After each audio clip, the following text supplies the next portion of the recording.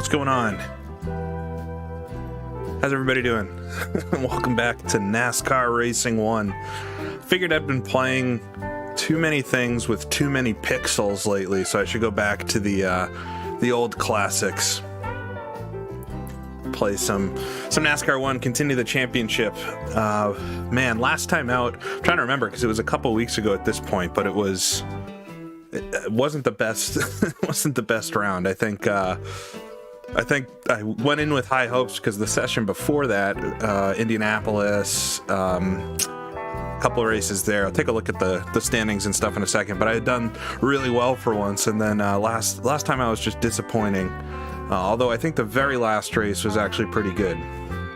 So, hoping to take that into the next few. But if this is your first time joining this this stream, I've been playing NASCAR 1 now, going through the full 1994 season as our racing driver named Axel Richardson Jr. Take a look at the car. So I've been racing through the full calendar and been going up and down. It's got a few wins, got a few DNFs, and everything in between pretty much. All right. So take a look at the championship and everything. So we're into the final stretch, really. There's 7 races remaining in the championship. Dover, Martinsville, North Wilkesboro, Charlotte, Rockingham, Phoenix, and Atlanta. And Phoenix is the only one of those that I haven't actually raced at yet. So it should be interesting once we get there. Not sure I'll actually finish all of it today, but I'm hoping to get through a few of the rounds here.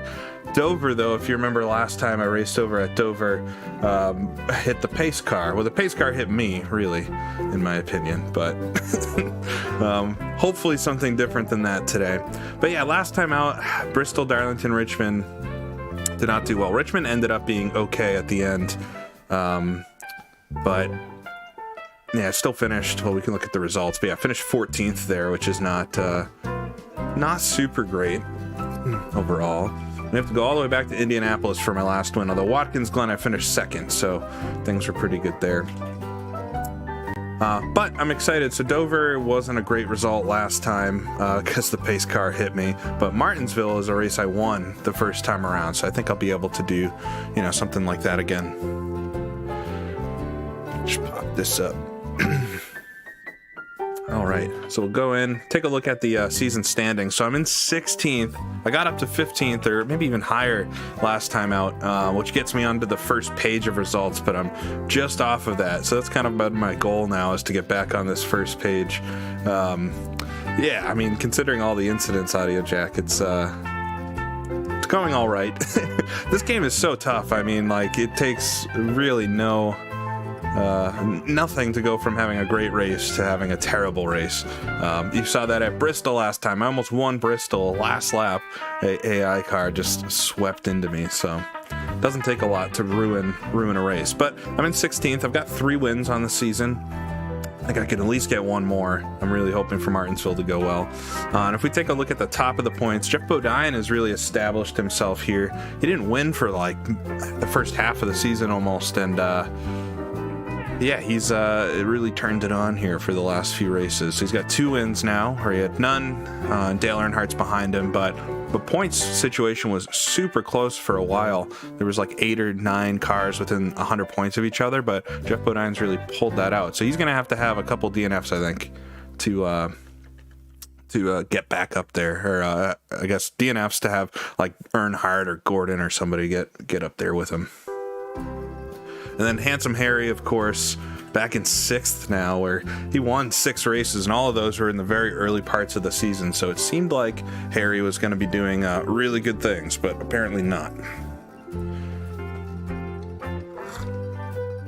All right, so I appreciate everybody coming out. It's a way different time than I usually stream. I actually got a day off of work today, so I figured get through some of this. I want to finish this so I can... Well, I'm having fun with it, but I want to get through this championship so I can move on to the next things overall. But here we are, round 25 at Dover. Hopefully the setup I have is pretty close. I'll jump into the garage. So I've got the setup from last time. I remember the car being all right, so I don't think I'll have to make any big changes, but I'll go out and do some practice for a little bit. Yeah.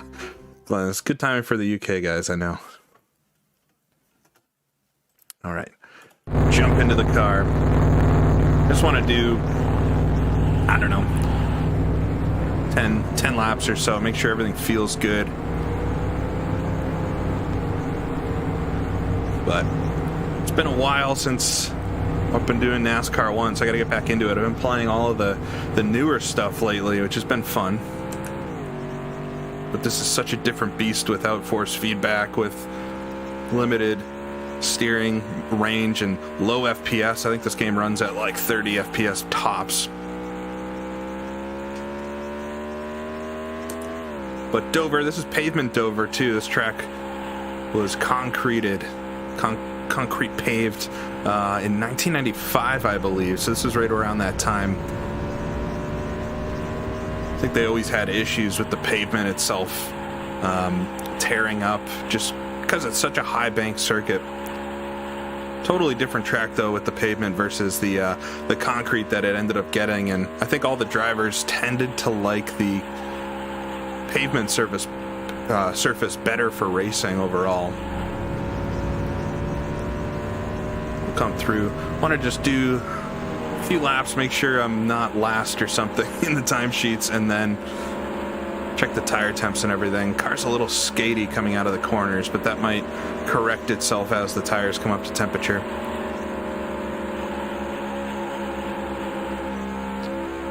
Fawn Blade, it's your second favorite track? I've never liked Dover, to be honest, but I haven't really raced a lot here, so it's been a challenging track for me. In other sims, they're all kind of samey in NASCAR 1. It's a good rendition of it, though. I mean, it's way better than some of the other circuits in this game. It's part of the expansion set, I believe. Yeah, so coming out of the corner, I'm a little loose, which isn't great. Can't get that power down. You can see Gant up there, though. Joe Nemechek's going to fade in front of me here.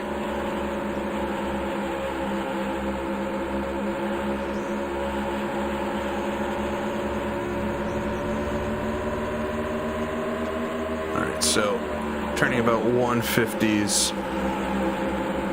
See if I can get it on the, what's my button? There we go. Oh god, Purvis is in front of me so far. So he's the guy that's in 15th in points. So I gotta beat Jeff Purvis. It's a Richardson versus Purvis battle.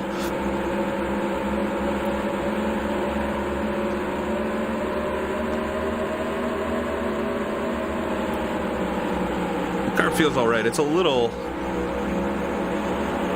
I don't even know what you'd call it, nervous, or steers very easily, which can be okay. Just gotta make sure I don't get that spin going.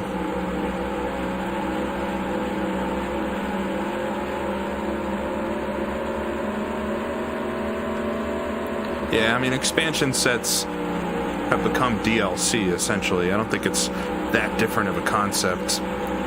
Honestly, they're just easier to get now. The expansion sets for... I was looking at this recently because I wanted to buy... maybe do a video just looking at the NASCAR 1 box and everything. I think that could be kind of fun, but trying to find a good version of it. And some people on eBay have a bundle of NASCAR 1 and the expansion.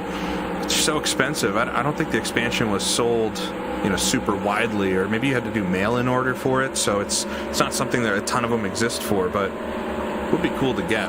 So having things be DLC now, they're just so much easier to get. And if you think back, like, you had to bundle a lot of stuff together to make something worth $20, $40 so that the stores would actually be worth it for them to sell. It was before the days of just like a jewel case CD being something you could sell.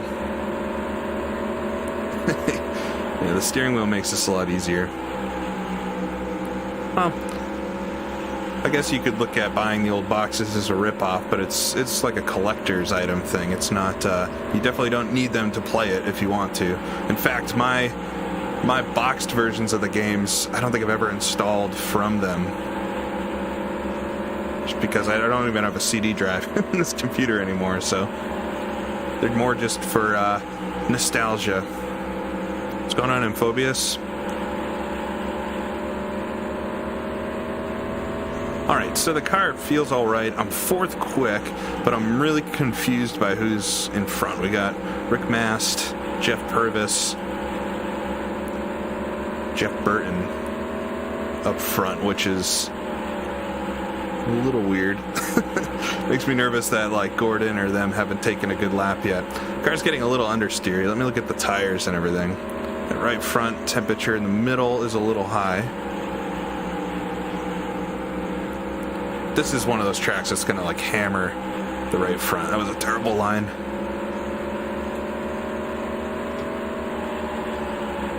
Yeah, GPL is a good one to have a physical copy of because it comes with the manual four-wheel drift, which you can find the PDF for online, and definitely recommend reading that. But the manual itself, that little book, is so cool.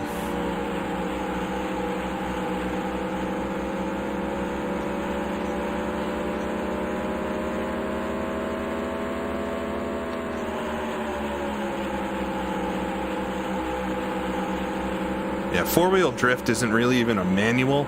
It was packaged with GPL, I think, in some of the later boxed versions, and it's basically like a half history, half just talking about how to drive better and stuff. It's a really cool little book. I actually think it'd be fun to do a video on. I did an unboxing GPL video years and years ago when I got that physical copy, and I talked about it briefly in there, but it's such a cool little thing. All right, the tires, they're overheating a little bit, but it's not super bad. I'm just a little worried I'm not gaining necessarily on the car group in front, but I don't know if Dover's going to be the track. I'm understeering quite a bit now, too, coming out of the corner.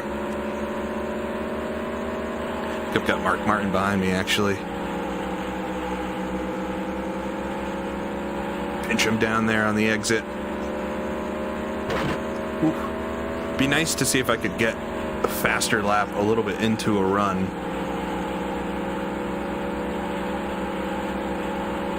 Just to know that the car is not going to get necessarily slower as I go, but it does feel like it's understeering quite a bit. Got to get it more in that right rear than the right front. We'll take a look at what the weight is for the car. It has a 51, so that's not too bad. Yeah. All right, let's jump out.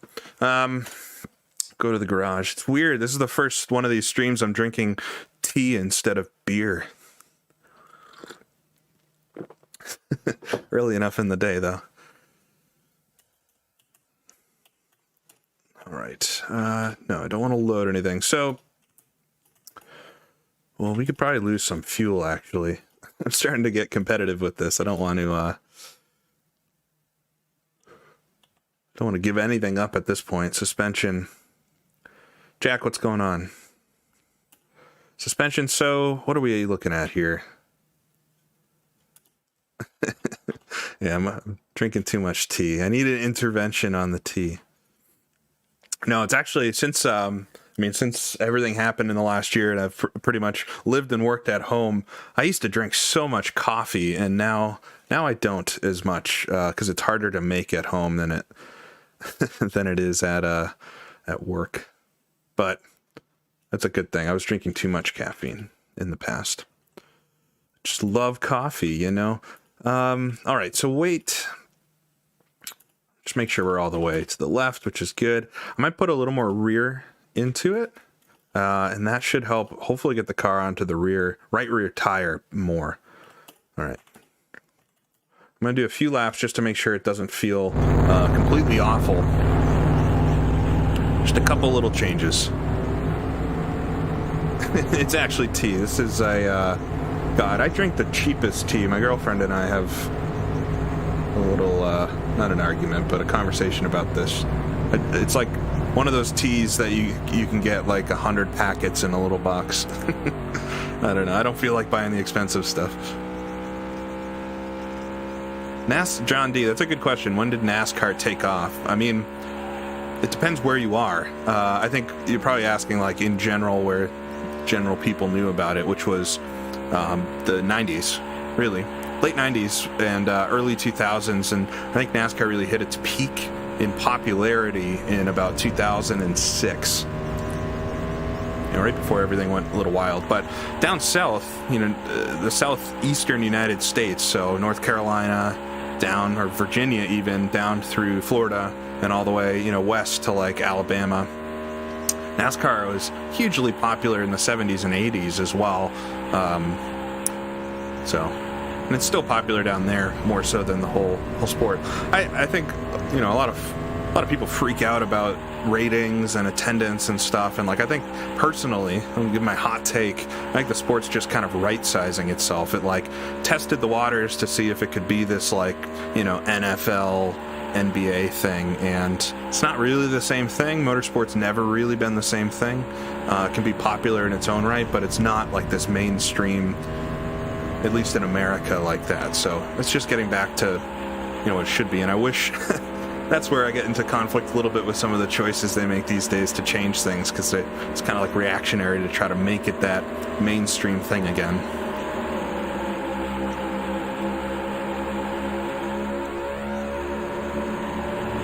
Yeah, I mean, you don't want to see companies leaving. And the thing, 53.8, that's good.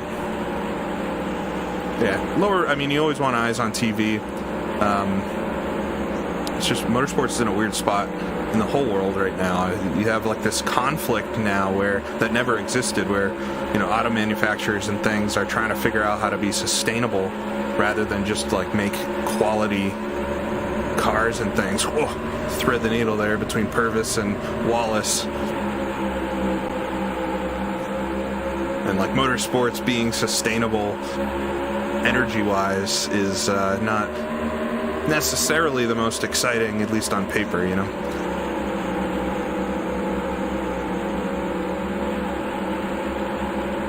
Audio jack.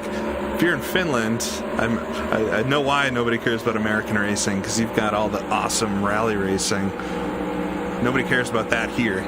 But, all right. Well, Wallace decided to park it in front of me. Nobody cares about rally in America, really. I'll say that. I know some of you in the chat probably care about it, but you know that nobody in the mainstream cares about rally in America. But I know that's amazing stuff. All right, I'm going to do some qualifying now.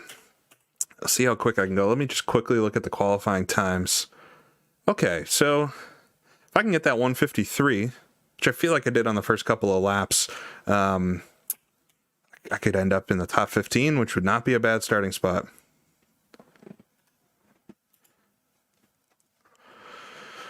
So let's do qualifying here at Dover. Only 33 cars in this race, which is interesting. They must not have been able to fit more in the pits. Rally is hard to follow in America, I agree. And I mean, I'm not a huge rally fan. I like watching it, but I definitely don't watch it to the same level that I do like F1 or IndyCar and stuff like that. Does feel like WRC isn't necessarily the best rally that's out there even, but I'm not sure how to follow like anything else other than WRC. Whenever I see compilations online, I see like all these cool older and, you know, not necessarily these like customized cars racing. Ugh, a little bit of oversteer there coming out of the corner. Green flag though. Got to get this lap right. Do not want to start at the back here at Dover. Ugh. Car is so skatey on cold tires. Understeering into the corner. This doesn't feel like a great lap, but we'll see what I can do coming out of turn number 4. Come to the line. All right, P29, man. That was not a good lap. Well. I knew Dover's not going to be the one, but hopefully I can do all right here. I'm going to start the race with 12 gallons. I think that should be, well, let's see how many laps there are actually in this. 50 laps. I have no idea what the fuel mileage is going to be for it. I'll do 16. That should be enough. I can't imagine I'm going to run out of fuel then. I don't know. So streaming, I play rally games pretty often actually, but I've never put one on my YouTube channel, and like, I don't know how people stream those because I have to listen to the co-driver. So like, I wouldn't be able to talk at all, which I guess might be good for some of you, but Yeah, I would just have to concentrate on listening to the co-driver the whole time. I also don't think I'm anything special in general, but especially at rally racing. And so I think I'm at my best when I can explain things, and if I can't talk, then I don't think it's going to be very interesting. But I do think I do want to start looking at some of the rally cars and just talking about them, because there's some really cool stuff there. So, all right, 50 laps at Dover in the NASCAR stock car. Ignore the co-driver and send it. We'll see how I can do here. Starting 29th, looking behind Jimmy Spencer. Oh, God. Yeah, people memorize the stages, but I don't play them enough to do that. Drive the Trabant. I think somebody's got the Trabant Rally segment of YouTube fully captured. What I think could be fun is doing some competitive rally stuff, but again, I don't think I'm very good at it. So if you want to watch somebody be mediocre, I tend to feel like I'm doing best in rally when I don't crash the car, which doesn't necessarily mean you're going quick. All right, so we'll come to the green flag. I'm gonna concentrate on NASCAR now. 50 laps here. Hopefully, I should have enough fuel. I got 3/4 tank. Maybe that'll give me a slight edge. Green flag is out, of course, and we'll get going. Up to third gear. Hopefully no checking up. Oh, come to the low side, coming into turn number 1. Back out of it a little bit. Oh, on the apron. Oh my God, don't do this again. I'm just going to give up everything, pretty much. All right, I think this is exactly what happened last time. My car got super loose like that off the start. See if I can just get a few laps in. If I can get a few laps in, the tires will heat up and the car at least is drivable. But that's a miserable start for the first race of the stream.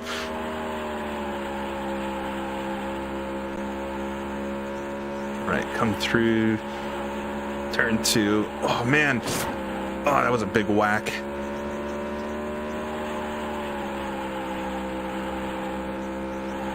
So this is going to be a bad race. I have a feeling. Hopefully that didn't damage the car very much.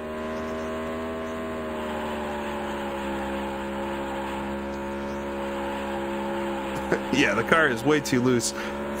I don't know, maybe the weather changed again. This happens where the weather actually does fluctuate between practice and the race. So I should look at that more, just to anticipate maybe temperature changes to change my tire pressures, so that this doesn't happen. All right, 47 laps. We're pulling in slightly here on the group in front, so once the car's already feeling a little bit better, I'll say that and get loose coming out of turn 2. Hey, Ted. Speak of the devil, Ted meet, everybody. All right, so pulling in, they're too wide still, so it's not going to be easy to pass anybody. Ted, I'm doing my best to impersonate your Atlanta race here at Dover. The rule is hit everything.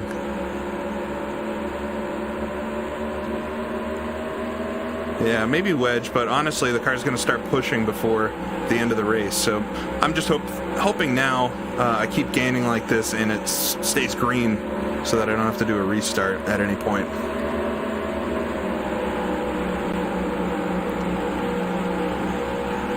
Ooh, car going into the pits. I think is that Bobby Labonte that went down? All right, we got Ricky Rudd here on the outside. It's tough to know if they're going to cut me off going into the corner if I'm side by side with them like that. You have to be really up alongside of them for them not to. Oh, there we go. Get under Rudd. Try to start this race recovery.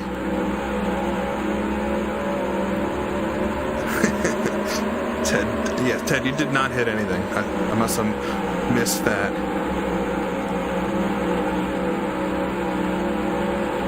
All right. This is working out. Just one car at a time. There's quite a few laps at this race. This race was a long one in real life, too. This is one of those epic races where I think another reason Dover was so difficult, 500 miles at a mile track is a lot. Up to 28th now. Pulling up on Lake Speed. Get up the inside of him as well. That's very close. All right. Just try to, nice and easy, just keep doing this. If I can keep working up the inside, not take too many risks, should be able to pass a good number of these guys. I feel quicker. I'm not really pushing the car even. Get up the inside of Lloyd Allen. Oh, touched him. As I'm talking about risk. That was very close. All right, just concentrate now. Got away with one of them. Give him a little love tap there, Lloyd. I'm coming by. Up the inside of Rick Mast even.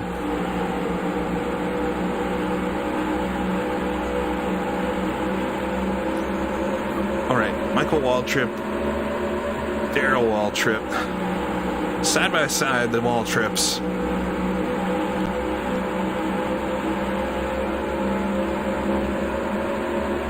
The cars now, they're starting to get a little quicker in front of me, or I'm slowing down. One of the two. Oh, Waltrip slides up.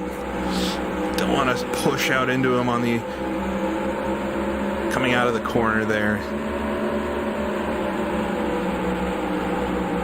See if I can arc the corner a bit to try to get a good run coming out, but actually that loses me some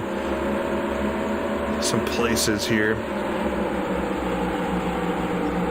So now the car is almost tight, so if I was to add wedge to it, I'd be in a bad place right now. All right, got a good run though on a Waltrip. See if I can come up the inside, just kind of throw it into the corner, sliding a bit. I touched him too.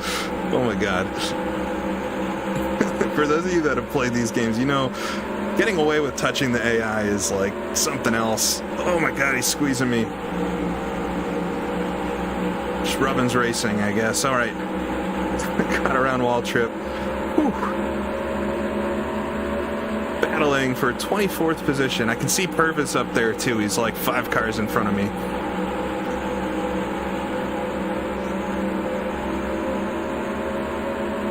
There's 36 laps to go. Got a good number of laps. I don't feel like I've got quite the same speed advantage now as I had at the start of the run. See how things progress though.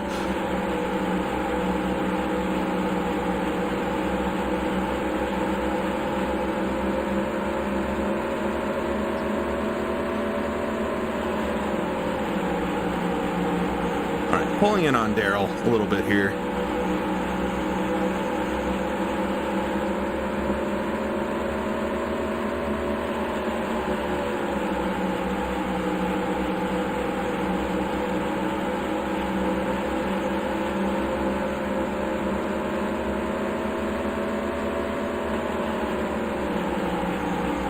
So I'm very lucky to have gotten away with the start.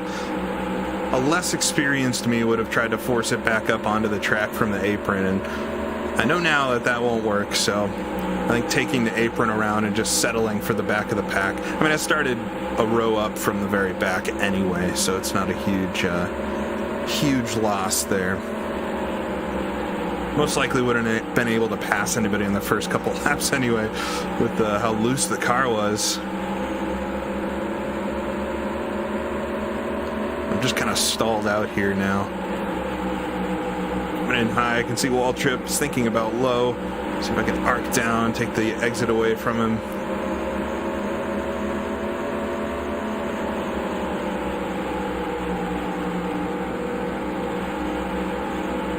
Yeah, loose is fast, but not when you can't handle it. It's not as fast.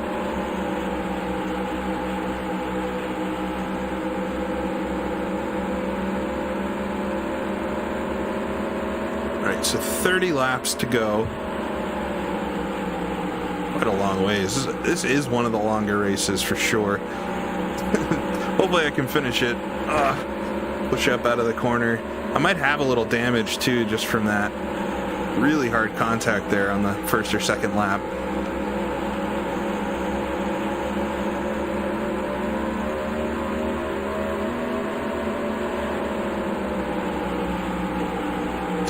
149s now for lap time. I have to just hope that their tires start wearing out more than mine are.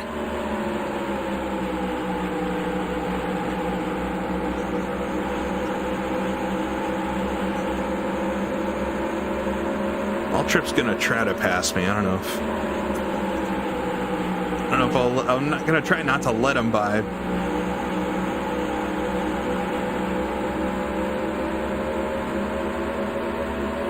Yeah, I saw that the NASCAR Heat folks bought the R Factor 2. Somehow that's all related now. Be interesting. I mean, the ISI games have never really done oval racing very well, so I'm not sure how they will merge those technologies or if they will. No, there's no force feedback either for the steering wheel. Yeah, I'm in a wall trip sandwich right now. Force feedback didn't come out till Grand Prix Legends a few years after this. Well, this is about what I figured would happen. I guess a caution now would not be the worst thing. I don't know if I would pit though. I guess if everybody else pit, that would be a smart thing to do. But losing Darrell Waltrip in front, Michael Waltrip's really hounding me here. We're only about halfway through the race.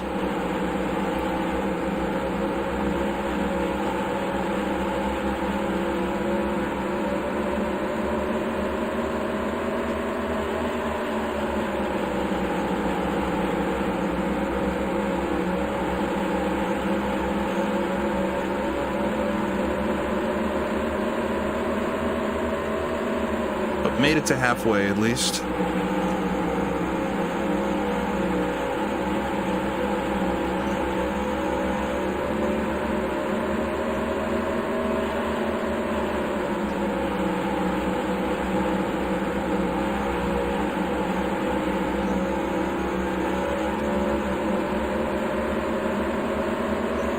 All right. So 3.2 seconds off of Darrell. I think on a good lap I basically hold that, and then on most laps he's pulling away. But I've got the line from Mikey, so he's not gonna be able to get around me. Probably have a big line of cars directly behind me. 3.2, yeah, it's 3.5, so I'm losing like 0.3 a lap right now.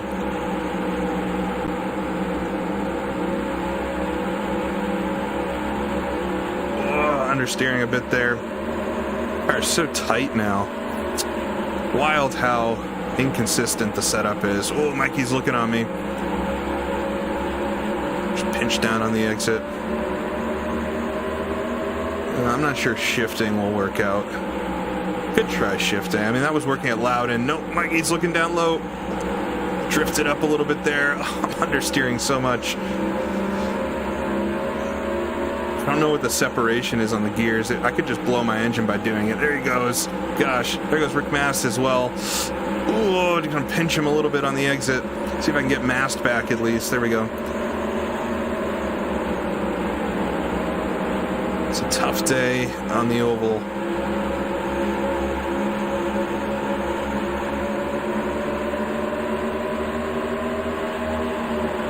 Try to throw it into the corners maybe a little bit harder, but I think I just don't have a lot of speed in the car. I wonder if I'm like, yeah, the right front is overheating so much. So that weight shift didn't really seem to do anything.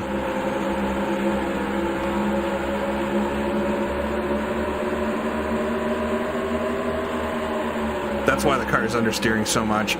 Missed the line there. Gonna miss a couple positions. Oh no. Am I gonna finish last after all that? 27th. Well, at least Bobby Labonte went in the pits, so I won't finish last in this one unless I crash out. Oh, understeering coming out of the corner too.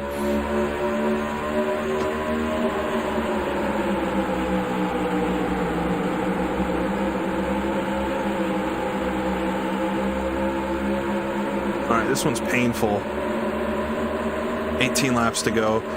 But I haven't hit the pace car in this one, so I didn't finish the first time around at Dover. So I guess a finish is better than nothing, but very much an also ran.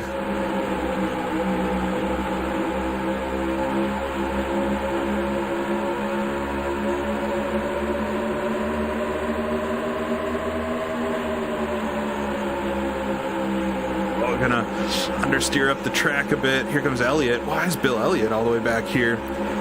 Ugh. Smacked the wall there. Loy Allen now behind me, just slowly giving up all these positions. If I miss the line at all, they just stream on past. God, trying to block down low. Really wearing out that right front.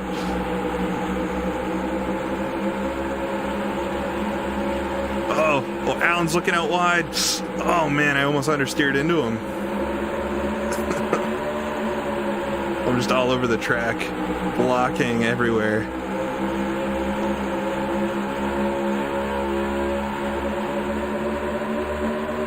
"15 laps to go." I'm just counting down the laps now. It's so painful. Oh, there goes Bobby Hamilton. Just right around me like I wasn't even racing. Well, confirmed the Dover setup does not work well.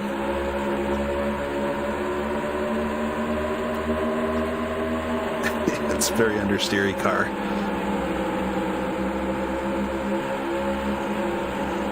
Oh, there goes Allen. Nothing I can do about it, honestly. I mean, the car's just not set up well, so even though I tried like 20 laps in practice, it's just not long enough. Here goes Jimmy Spencer, and then Ricky Rudd, and then that's the back. So, welcome back to where we started, everybody. Harvey, you're right. I didn't put the handbrake down. Jeez. There goes Rudd. All right. All the way back to where I started after that early run. It was exciting for the first few laps, but yeah. Well, I never told anybody that I was good at these games. But I know next up is Martinsville, so just you wait.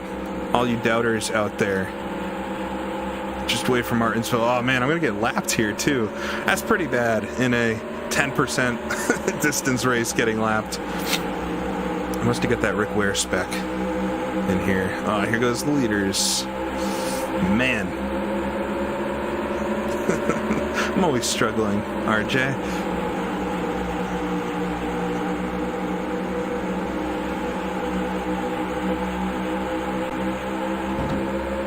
Yeah, I think the setup is just extremely off because for how loose it was early in the run. Yeah, they're way faster than me.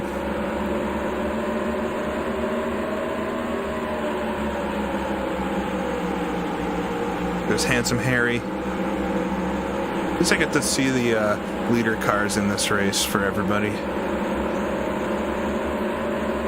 Martinsville's my track, though. Richardson Richardson owns Martinsville. So just you wait. Oh, there goes Rusty. Okay, he definitely slammed on the brakes in front of me there. Why does Rusty Wallace hate me in this game? Oh man. I'm going to see Darrell Waltrip in a second. Just the car is just understeering so much.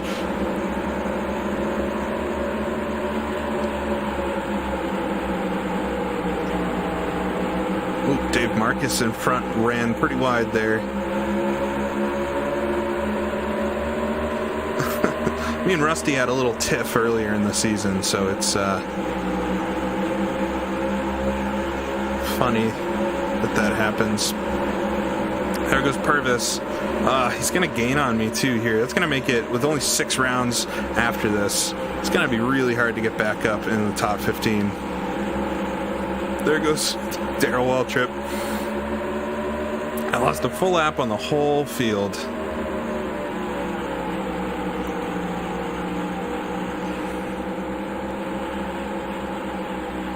But I can't turn the car at all. I'm actually surprised if the tires will last the rest of the run.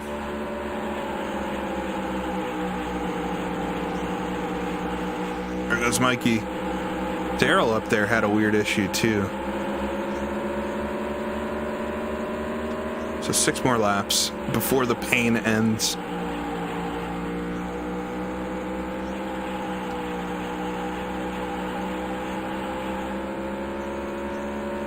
Ooh. Just a nice touch to the wall to make sure everything is good. Yeah, I think a couple things are going on here. The setup is obviously not good, but I also probably have damage from that huge whack on the wall right at the start. We'll see that when I see my sad team push the car to the garage after the race. Yeah, Sticky Frog, I've got a Fanatec CSL Elite. I just got it too, about a month ago now. Anybody's wondering, I set the degrees of rotation to 220 for these DOS games, and follow Ted Meat's tutorial on how to set up the timed settings for DOSBox so that you can get the nice steering. Clearly it's not helping me, but oh man, this is just falling off so much. It's like downright embarrassing now. At first it was like, oh, the car's pushing a little bit, and now it's just impossible to drive. But I won't finish last because Jeff Burton was the one that went in the pits, and he's out. Ooh, Hamilton almost up into me coming out of turn 2.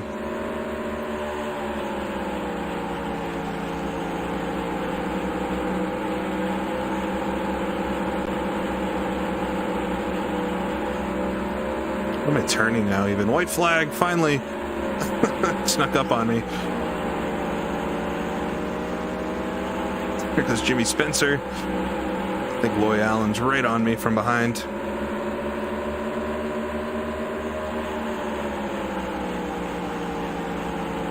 All right, but coming through turns 3 and 4. Cut off Ricky Rudd behind me. Oh my God, that's probably the worst race, even with the crash ones too. That's probably the worst race I've run in this entire championship. Just didn't have anything for him, which is not good. Nothing like making yourself feel completely useless while driving. But there goes the team pushing the car sadly to the garage. Not good stuff. All right, well, we can do better in the next one, I believe. Yeah, the car had a bunch of damage on it in the back somehow. Probably didn't help, but I don't think the car would have been competitive regardless, honestly. Yeah, thank you, Rutger. At least I didn't get lapped on the internet. I don't care.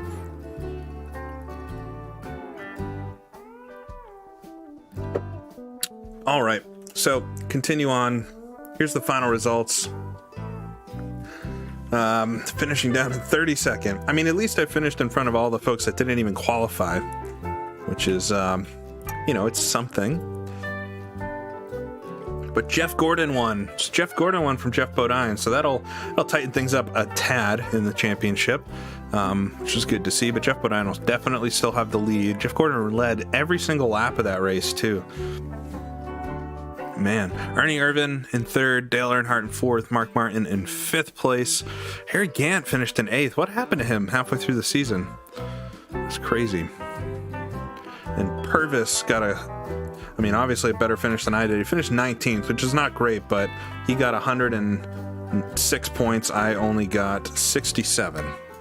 So, not good. In 16th, still in the championship. Almost 100 points behind Purvis now, though.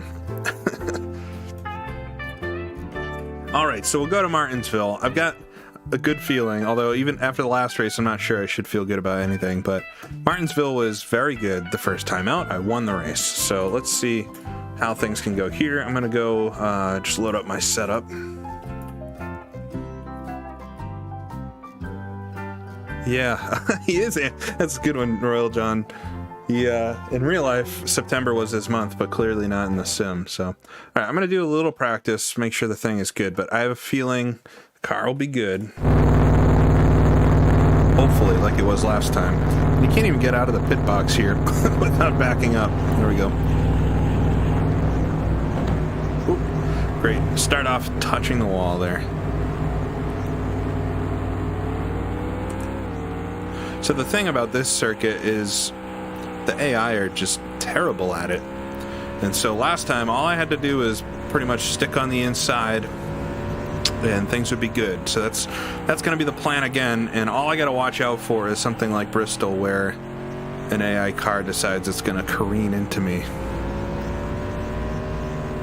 But it's the ultra-wide version of Martinsville here.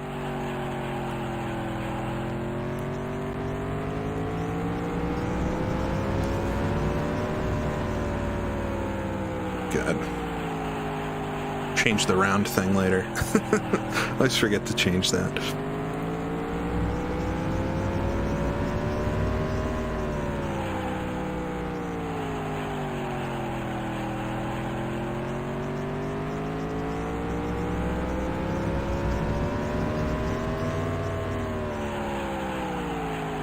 Car doesn't feel especially good here, but the AI are miserably slow around the circuit, so it should hopefully be possible. I think they mostly just get caught up with each other, so on a single lap they will not be too bad, but as soon as they're fighting with other cars, they're just very slow. Let's see if I can do a good lap, though, at least.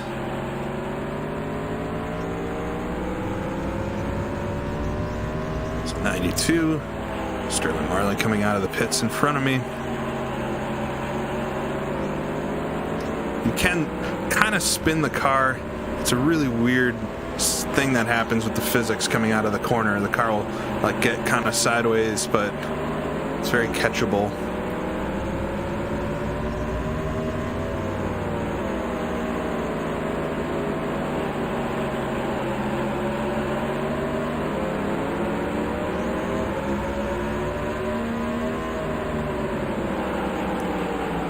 Oh my god. They just like totally ping pong between the inside and the outside of the circuit.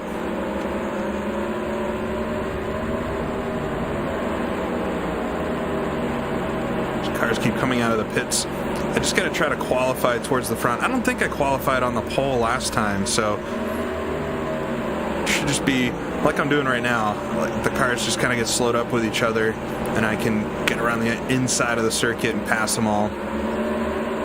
Yeah, it's not, Devin, it's not too different from New Hampshire. It's half the size, but it's a totally different track. It's kind of a cool track in itself. And folks were saying last time that this kind of seems like what that California Speedway is going to turn into, which seems semi-accurate. Right, we'll come across the line, though.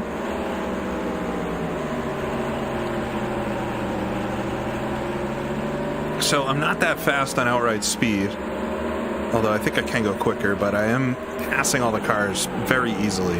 So I think the same thing should happen here that happened in the first race here this season. See if I can go around the outside, though, just to see what that's like.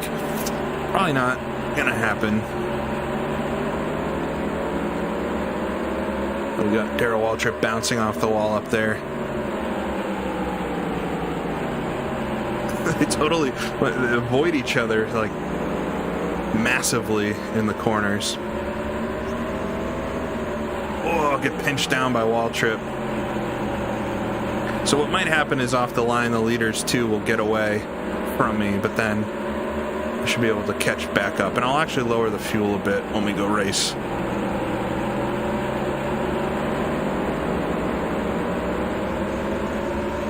All right, I think this is going to work out though.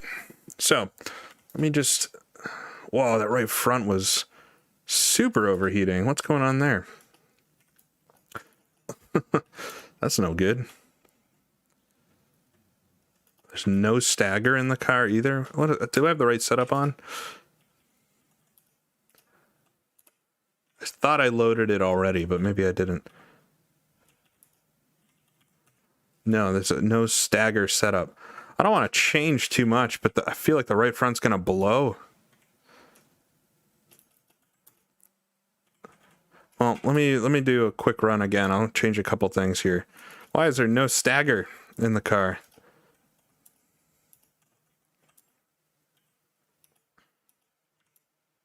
The weight's not even all the way to the left either. What is this setup? All right, I got to do a few more laps to make sure that that's not total trash, but it seems like the car is kind of messed up.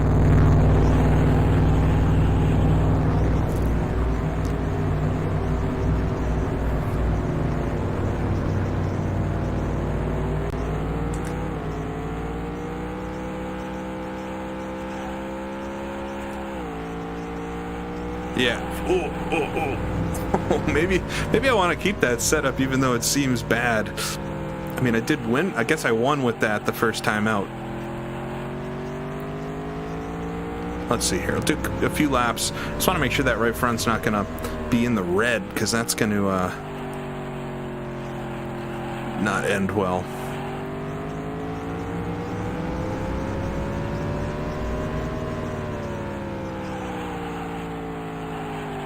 Is the frame rate not smooth? I mean, it's a 30 FPS game. You can't get it higher than 30 FPS. Stream looks pretty smooth to me.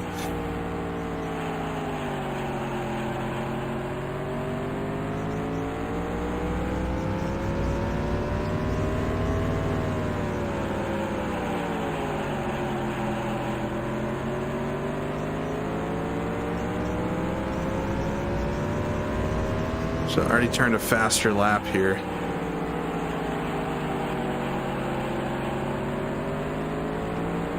Yeah, if you're used to 60 FPS, 30 FPS looks a little jittery. I know whenever I go back to Grand Prix Legends, it always takes me a minute. I think the sim is stuttering or something, but it's just a low frame rate.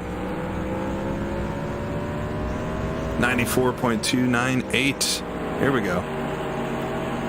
Yeah, the car feels much better. It's a little skittish that first lap, which, of course, but I'll try to hang in on this one better, because I know once we get going, I should be able to do really well here.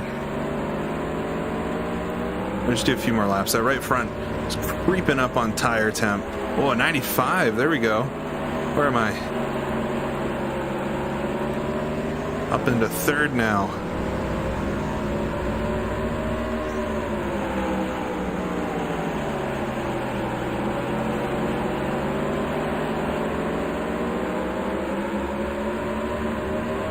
It's a bad lap.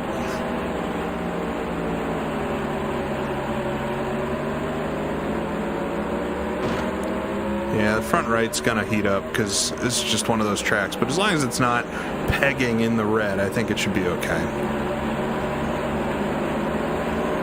Ooh, so loose coming out of the corner. A little sketchy, but the car feels better. Ooh, it's starting to overheat now.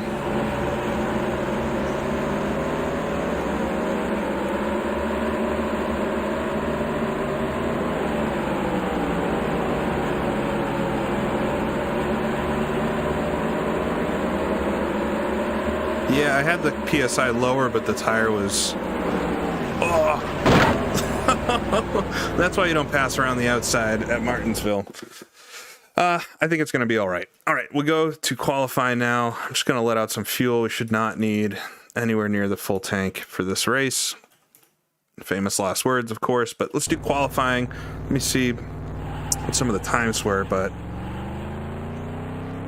Yeah, I should be able to get pole. But we'll see.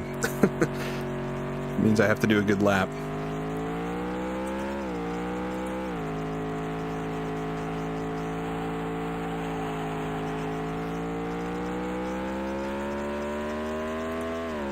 All right, up to fourth gear.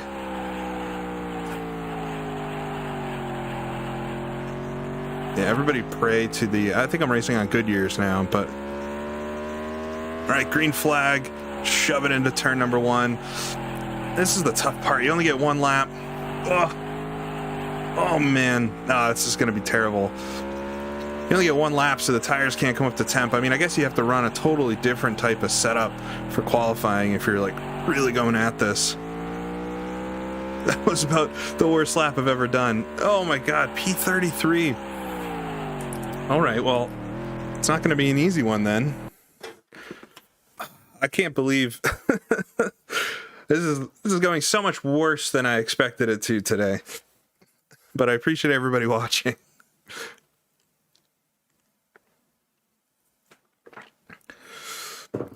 Oh, all right. I mean, what am I going to be able to do? We'll see. That was 69 degrees. 69 degrees, not bad. 70 degrees. Okay, so it's not massively different temperature for the race. I got the backwards pole. Yeah, I think I got last. I think I'm gonna try to stick on the inside and just pass as many cars as possible, nice and easily. It's 50 laps, so I should have enough time to get up there, but I'm starting dead last. You're about to witness the greatest comeback of all time, hopefully. Harry Gant got the pole, though, so Harry is back. It's just September was bad for him. Oh, man. It's the ultimate struggle so far. All right, but here we go. I should, as long as I play this clean and don't do anything silly, and the AI don't do anything silly, I think this will work out.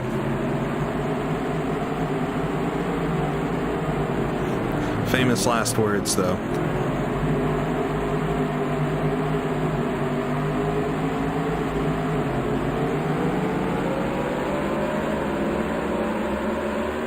All right.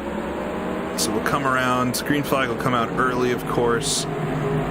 Just try to watch out for any kind of weird checkups. There we go, green flag. Just take it easy coming out of turn 4. All right, well, everybody slows up, and I'll take advantage of that. Thank you. No black flags, I guess. Come around the inside, nice and easy. The car's very loose right now. See, qualifying, who needs qualifying?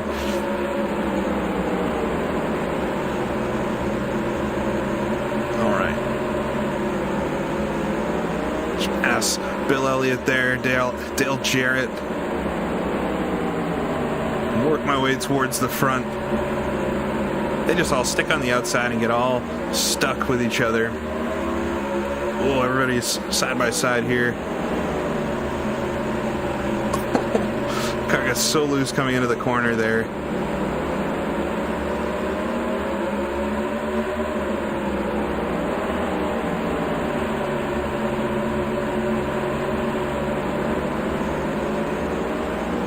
Come out behind Jeff Gordon then, so I'm already up to 13th. All right.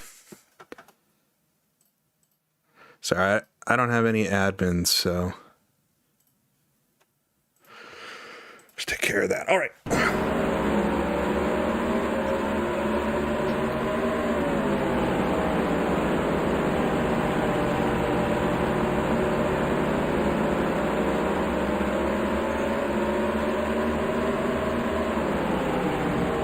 Into the corner. I just need to let them take care of themselves because they're all going to slide out wide.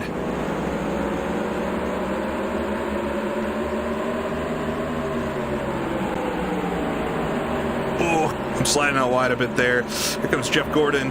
Gotta take the line away from me. That's no good. Need to get back to the inside. Salary man, don't worry. You didn't miss anything exciting. He missed a miserable race at Dover. Gordon fading all the way to the bottom of the track. What's he doing? So I can get the run out of turn 2. There we go.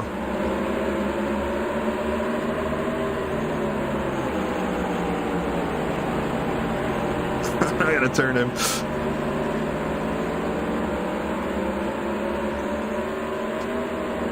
Come into the first turn there, side by side with Jimmy Spencer now.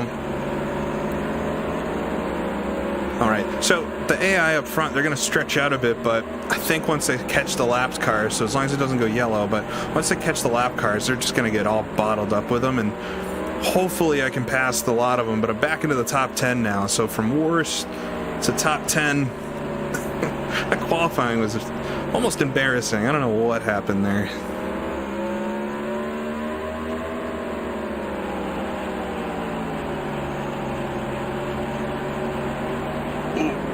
Car almost spun out on me. You get this weird sliding where the rear end kind of kicks It's very, feels very fake. Like they put that in there, like on purpose or something. I'm gonna turn 3, try not to slide out too wide. Guys in front are taking that ultra high line at Martinsville. You know that's the right line. Wallace, of course, blocking the inside. Ooh, they get stacked up there. Joe Nemechek, get around Rusty.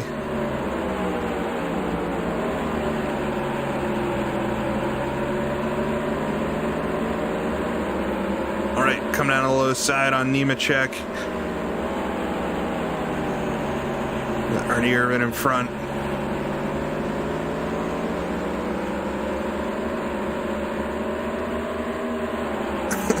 I mean, this is probably like the worst track from a technical perspective in NASCAR 1.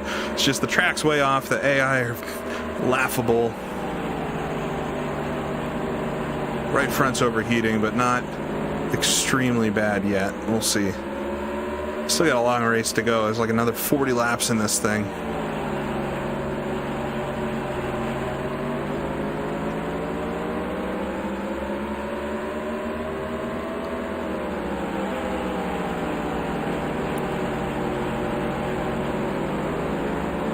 Oh, Jeff Bodine gets held up there. That's the championship leader. Come past him on the low side.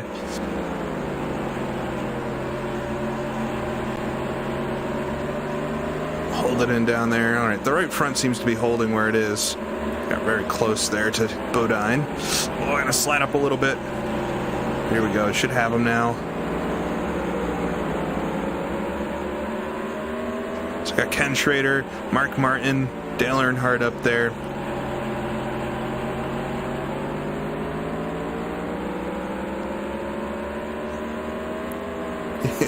You guys think it's because I switched tires that I'm not doing as well?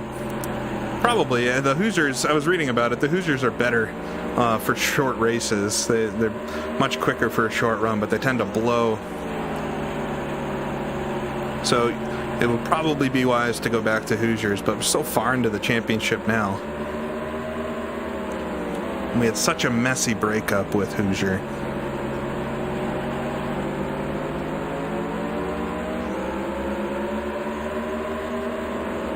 But catching Schrader and Martin here is, God, thankfully I can just get around this low side and avoid all the mess, but the AI are nuts. Oh, Schrader goes and blocks me.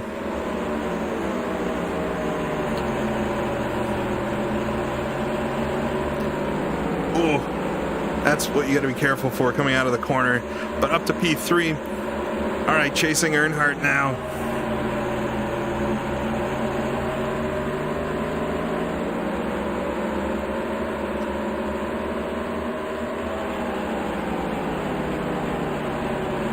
Basically, the difference between the two tires here is Goodyear's last longer but have less grip overall. The Hoosiers more grip but don't last as long.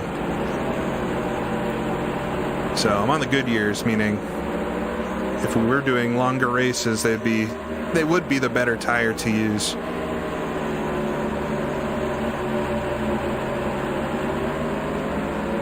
All right, Gant. I believe Gant's probably in second with Earnhardt there. Oh, he's going to try to go to the inside of him. I'll stay to that ultra low line. I'm out of turn 4, side by side then. Come for the lead here in turn 1. So from worst to first. Right on the grass. That's the right line. All right, balance the car through.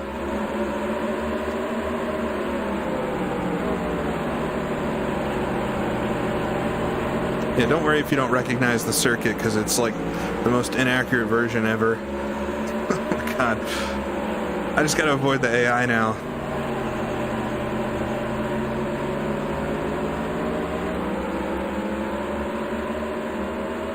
I'll look at my tire temps. All right, right front, still holding together. I don't have to push it that hard.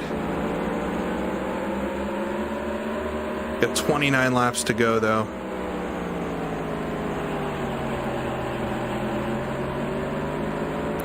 Earnhardt right behind me, but as soon as we catch these lap cars, should be able to do it. Yeah, I got half a tank, but I started with like 3/4, so we should be absolutely fine on fuel. This is kind of like the position I was in at Bristol, so I don't want to count my cards too early.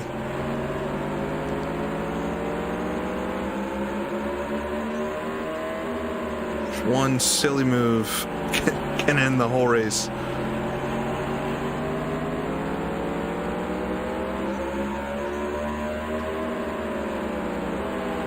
We'll be coming up to halfway in a couple of laps. Actually surprised how quick these guys in front of me are.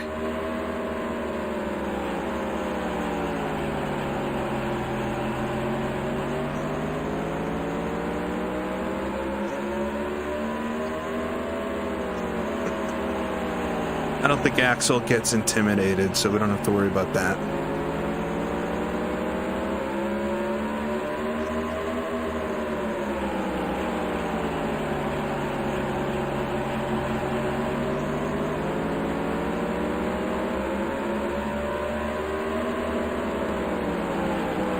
Everybody's sliding out wide. Ooh, I can see Purvis. Put a lap on him. Really punctuate how much better I'm going to do than him in this race.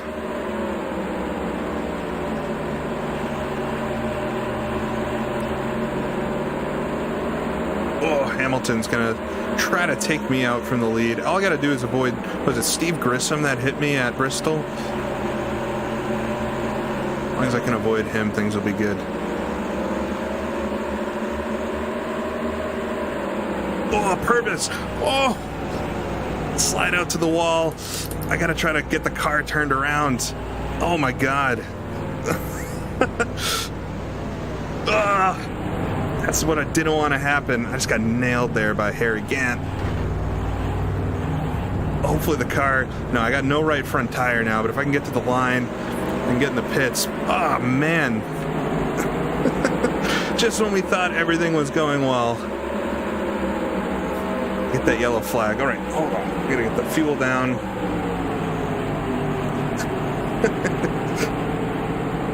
This is what NASCAR 1 is all about, I guess. All right, I gotta get to...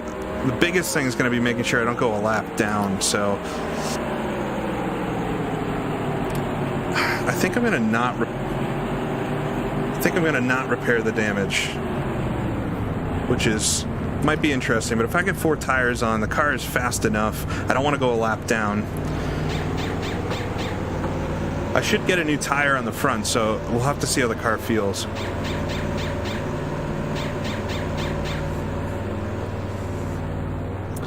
Well, Purvis took me out there. Come on, guys. Get those tires on. Come on. Oh my God, why is it taking him so long? Do they have to fix some of it? Am I gonna go a lap down now?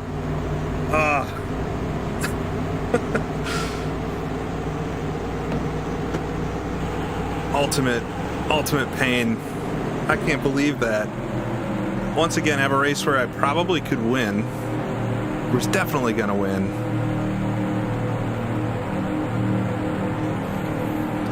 Oh man. No, well I did stop the repairs, but I guess they probably had to repair some stuff to get the car back out or something. I have no idea, but now I'm a lap down. There's not that many laps to go. No, they gave me a tire on the right front, so we're all good there. I mean, the car's gonna probably be like pretty fine, but I'm so far behind now. Yeah. Man, see if I can sacrifice anything out of this, but it's very disappointing. Once again. Welcome to the GP Laps channel, where I do terrible things in old video games.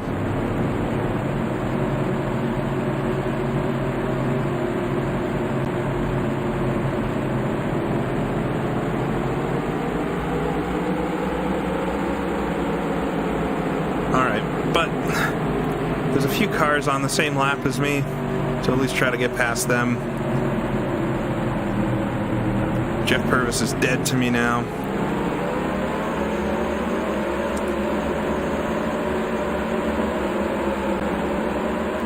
Hopefully the car doesn't like overheat now.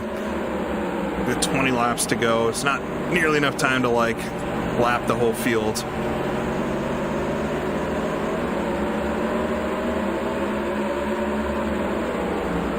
Yeah, I should pass a bunch of them, but I'm a lap down now, so basically I have to come around the whole track like twice. There we go, past the whole lot there coming out of the corner.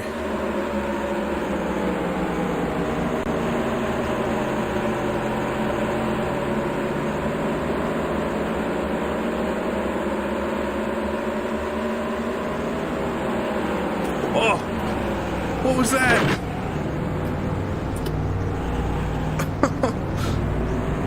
Terry, maybe Terry was on the low side. I didn't see. Oh my god! Making a mess of everything. Oh my god! There we go. Thanks, Rod. I'm trying to get to the line. Oh my god! Absolutely pummeled there. Oh my god! You're still racing? Did I get the yellow? Maybe not. Yeah, definitely Destruction Derby. It's Earnhardt right behind me. Here's the pace car. We're going to watch out for that. Oh, man. That one, I'll have to watch back later on that, because I don't know what happened there.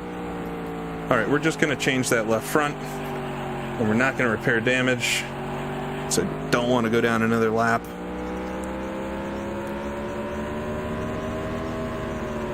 Yeah, I got absolutely nailed by Ricky Rudd there. All right, we'll just come in and change that one tire. Get a new tire on the left front.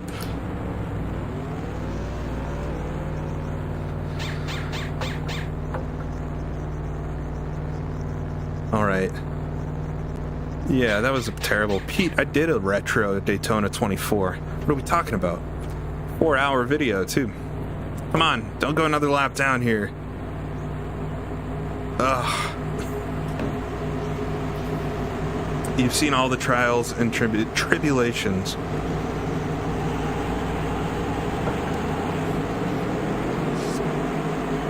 I was like circling that. I should basically not anticipate a result anymore, because I was like looking at this one in the races today, and I was like, okay, well at least I can win there. So here we are. Yeah, who needs bodywork? I watch NASCAR modifieds around here, so.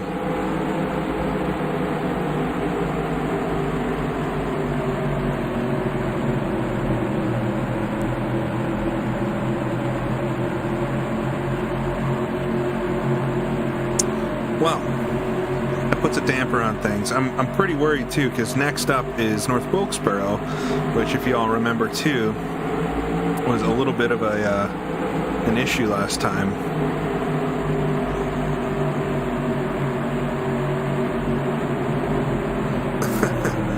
Maybe I could wreck the leader. Maybe I could.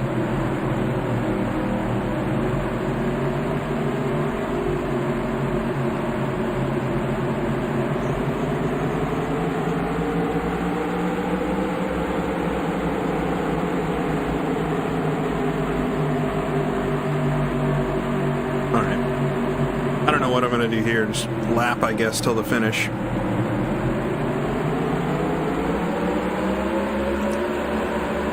little loose there.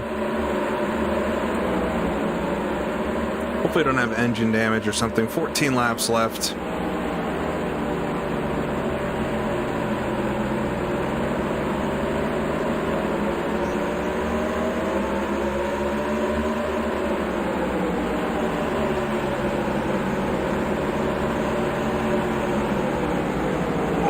Turn 4, everybody gets stacked up.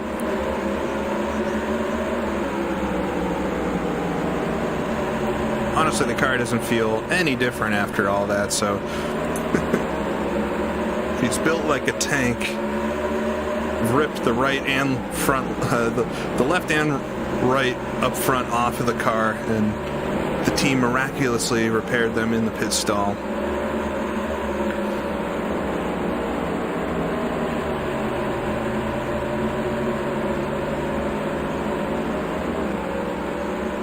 Just keep an eye on my mirror this time too. I mean, Terry must have been going low on me for that all to happen.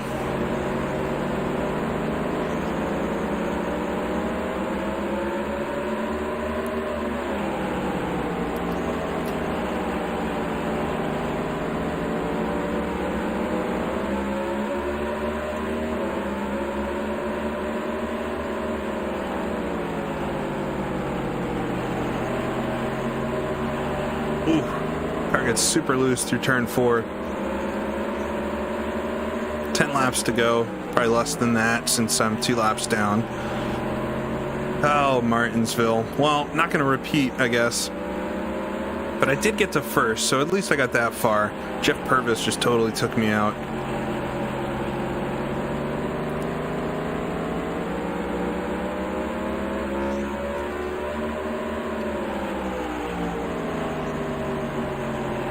I had one job, just to stay low, stay out of the way. What does the driving in this feel like compared to NASCAR 2003? Well, there's no feeling, first of all. It's there's no force feedback or anything like that. Ooh, Sterling Marlin's out, so I'm up to 30th. Ooh. I mean, overall, it's a very different sensation. There's a lot of fake stuff happening in the physics.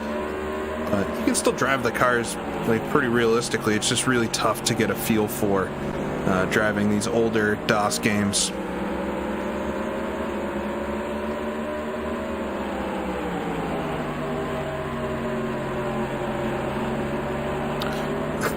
You'd call this low resolution. Well, I'll have you know, this is the high resolution version of the game. There's a lower resolution one. This was Super VGA graphics.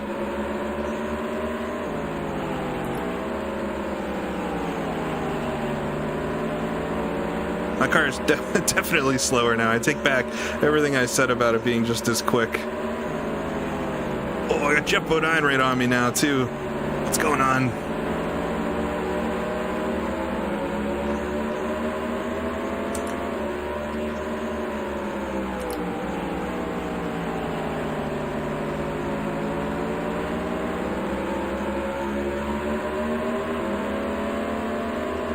Oh, there goes Jeff Bodine on by me. I mean, it doesn't really matter. That was a pretty scary overtake.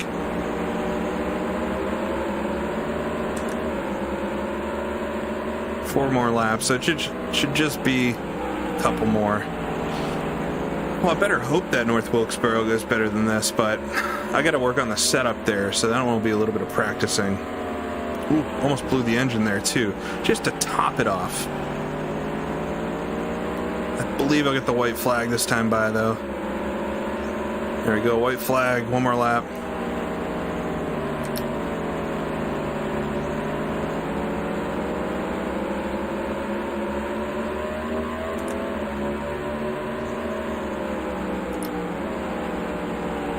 And Bobby Labonte's on the same lap as me, but no hope to pass him. Come to the line. 2 bad results in a row. Not what I was looking for. Looks like Ricky Rudd's going for a joyride up there. Well, you win some, you lose some, and then you lose them all. But gonna get the sad crew again.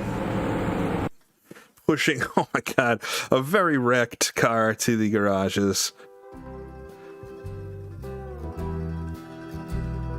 Yeah, when you boot the game, you gotta put -H to get the high-res version. Well, not a very good race. Could have been good. I qualified bad. That was the first indicator there.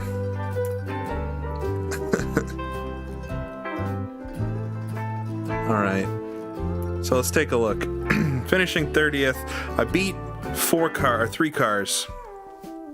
Rick Mast, Ricky Rudd, Sterling Marlin. He had an engine problem. Harry Gant finished, well, I guess because we got in an accident, he whacked me, so he finished way back in 27th. Oh, I heard his potential comeback here. We'll look up the standings. Who won the race after all that? Kenny Schrader won it from Dale Earnhardt, but Dale Earnhardt led the most laps, so they both ended up with the same amount of points, which is good for them. Good for the championship, I guess. Ernie Irvan finishes in third. Mark Meyer and Morgan Shepherd up to fifth. Not too bad. And Joe Nemechek back there in sixth. Jeff Bodine seventh. So, 35 points is the difference there between winning and where he finished. So we'll look at the championship. I'm still in 16th, but I've dug myself a bigger hole. I'm over 100 points back from Jeff Purvis now, which is no good.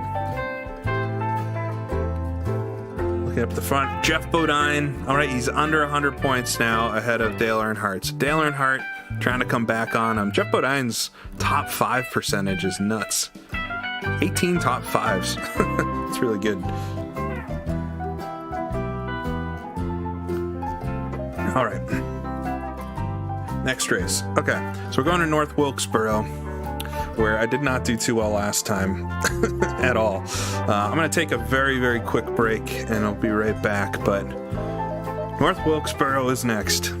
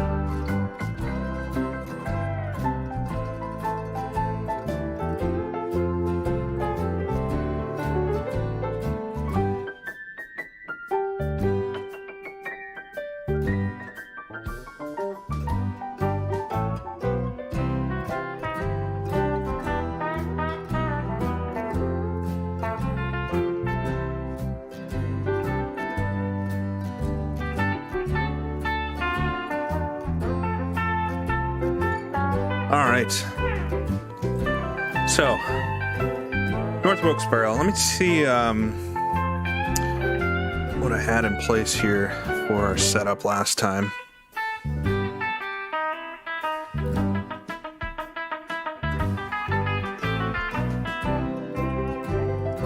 Just want to see if there's any major faux pas in the setup. If I remember right, it was just like ultra loose in the short run, so I had a really difficult time getting the gas down. Stagger, so I do have stagger in front. Okay, so I'll have to go out and do some running. Maybe I'll increase that to 125.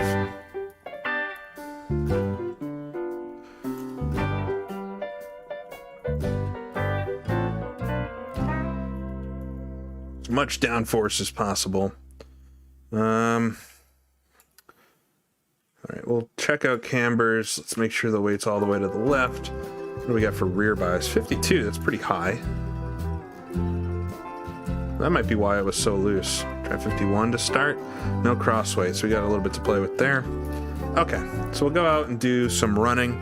I can lower the fuel at least. Oh, can't go much lower than that. To see what we can play my summer car. Gosh, I don't think that would go over too well. All right, let's do some practicing here. Try not to hit Rick Mass coming out of the pits.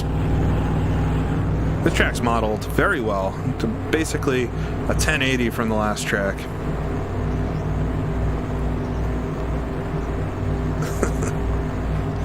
His faux pas, fancy. I mean, it's French. I'm French. Not France French. Oh. Starting off wonderfully. Wow. So the car is so loose right out of the pits.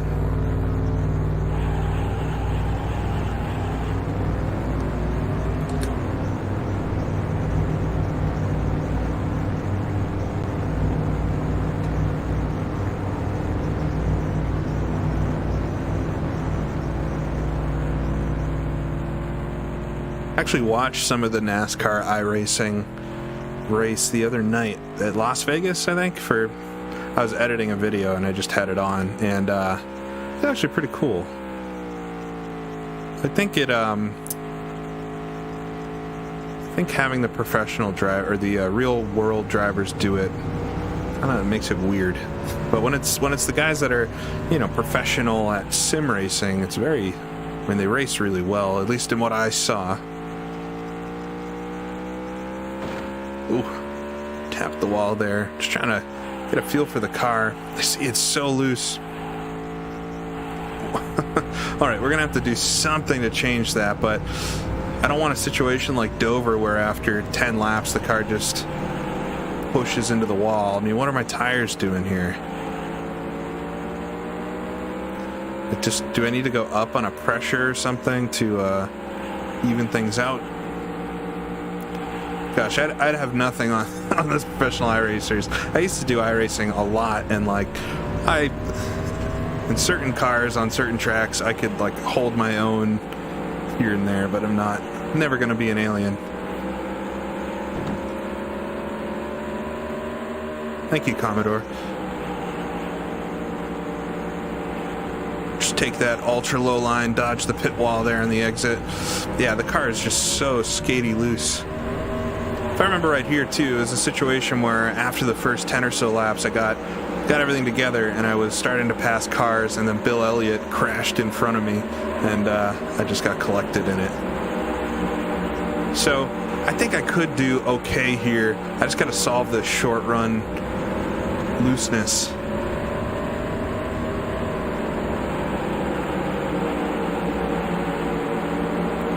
Ooh. Stomp on the brakes there. There goes Bobby Labonte on by me. So yeah, I gotta dial this way differently. Spin out there. What is going on?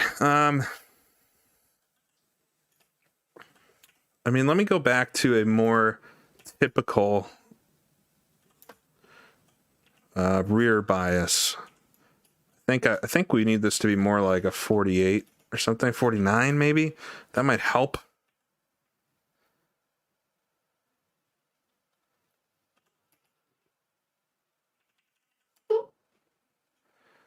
Tires, I didn't go far enough. I guess this needs more pressure.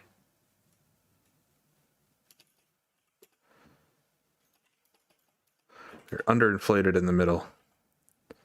All right, let's go back out. Let's see what that did.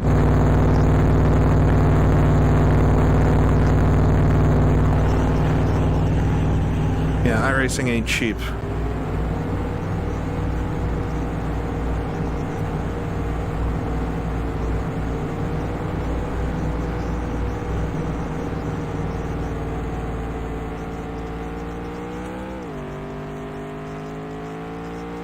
Yeah, the UK Rockingham's a good track. Didn't kart race there a couple times? Kart IndyCar. Okay, I got out of the pits without spinning out. I did smack the wall though, but this track is so much better modeled than Martinsville. It's just crazy how much better this is. A little loose there, but honestly very catchable. So I think that rearward weight definitely helps. I'm just concerned it's going to get very tight over the whole run.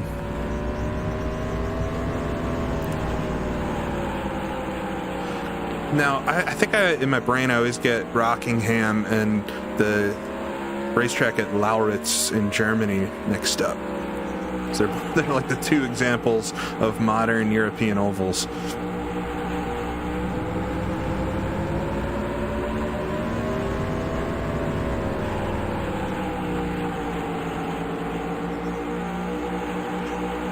But yeah, the car, it's like a different car now, racing it here at weight bias. I don't know, 52 is like very aggressive, but I do think it might tighten up over the run. That pit wall is so poorly placed. 109, there we go. Where's that put me? Come on, there we go. Right at the top so far.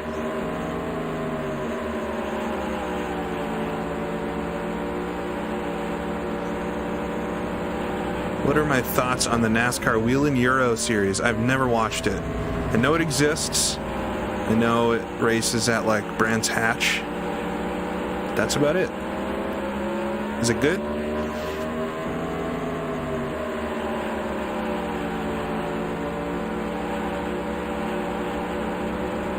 Yeah, we'll be going to the NASCAR Rockingham in a couple races, which, if I remember back, there was one of the, or maybe in the first stream, well, I just made a, what I would call a great pass on Mark Martin there. I think it was in the first stream I raced there, because it was the second race of the season, or up there, and I think I did all right.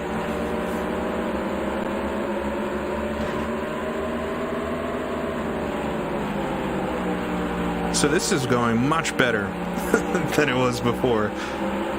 I'm a little understeery, which is starting to scare me.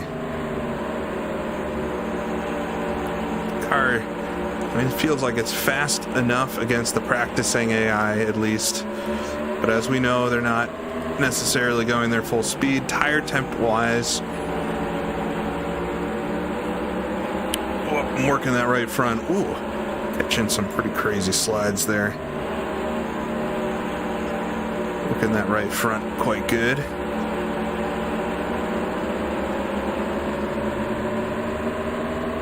I want to put a few more laps into this just to see if it's going to tighten up. I got to do at least one good race in this stream.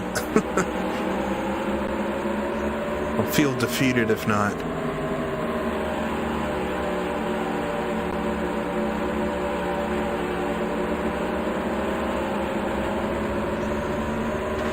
Oh, smacked the back there. 15, who's that? Brett Bodine?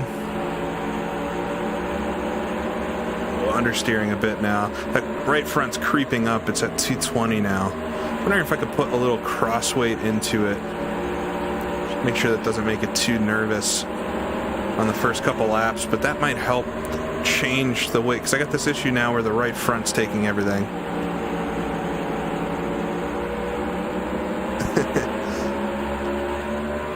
I was very excited.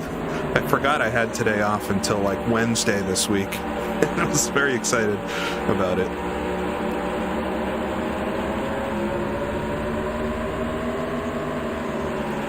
Oh, understeering. That first corner is shaped so funny, and it's great that they captured that in this version of the circuit. I think this is probably the best short track for NASCAR 1, just in how it's built. It's for 1994, 1995, it's very accurate to the real thing. Yeah, Texas World Speedway is pretty much a clone to Texas, to Michigan. All right, so the right front's overheating now. I got to try to get some weight off of that. So I might put a little cross weight in. Yeah, I don't want something like that to happen during the race. All right. The angle here is so weird.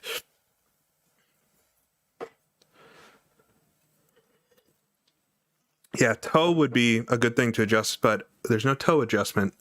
We got pretty basic adjustments. We've got camber, weight settings, so left, rear, and cross, which I think I'm going to try the cross weight. Do have some shocks and then wheel lock. That's it for the suspension. So it's honestly kind of it's nice in a way. I don't hate, but it's like you go boot up iRacing or something and go into the IndyCar or the LMP1 garage settings, and it's like 10 pages with 100,000 settings in there. I'm not an engineer, so I have like no hope. I've got such a lot of learning to do to get to a place where I could actually like do setups for those types of cars. So it's nice to race some of the more simplistic cars and be able to know what the settings do and everything. I think like the amount of settings Grand Prix Legends has in it is kind of where I'm at now for where things are. Yeah, well, I don't know, Shane, if the iRacing garage needs an overhaul. I mean, I think some people really enjoy that aspect of it, but it's like you have to do too much. I kind of prefer when racing like online and stuff, if there are open setups, but they're limited open setups. So we were doing this with Automobilista and the 1958 cars. There's like a handful of big settings that you can change to dial the car into how you like to race.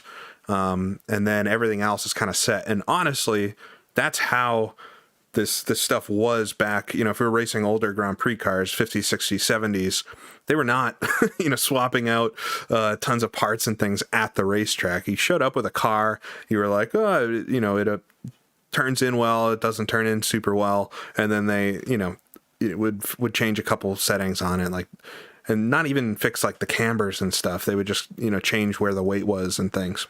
So having a more simplistic garage, but still open, I don't think going completely fixed setup is the right solution, because then you're not, I know people like it because it's just really quick to jump in the car and you can compare driver to driver, but there's more than just driver to driver. You have things like your wheel settings and all that. I know I like my cars to feel different than some folks that I, you know, raced with in the past, but we'd be equally as quick in the end. So anyways, that's my rant. Welcome. Thanks for coming to my TED Talk on setups and garages.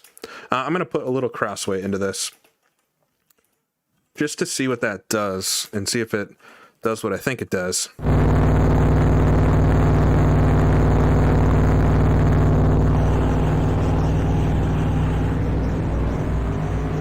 Yeah, I think, I mean, if you know, if what would be better in like an iRacing scenario is if they could just inform you more about what a change did, or present the settings in a way, like, don't get rid of the settings. I don't think, like, these cars have those types of settings, so you shouldn't, you know, not allow them, but you know, display it maybe in a way that shows you, like this, where it shows you exactly where you're changing stuff, or organize them so that there's not just like two tabs that are just the rap sheet of a million settings.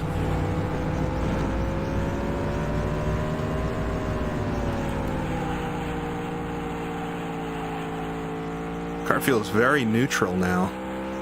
It's kind of nice. Yeah, I agree, Amphobious. I saw you were working on some new music, by the way. Excited for that.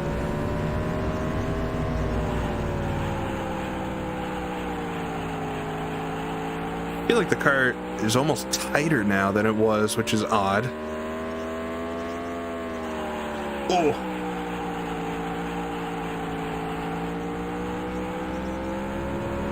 I'm worried it's going to be understeering more than it was before. I'm very fast down the front straightaway, though. Oh, that was a big hit.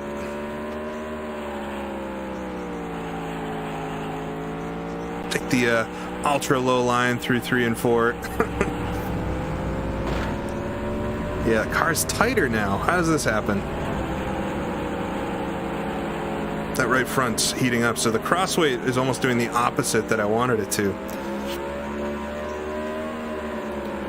We'll see. If it loosens up over laps, that'd be great, because it felt really good for the first couple laps there, and now it does not feel very good. As you can see me sliding into the wall a bunch.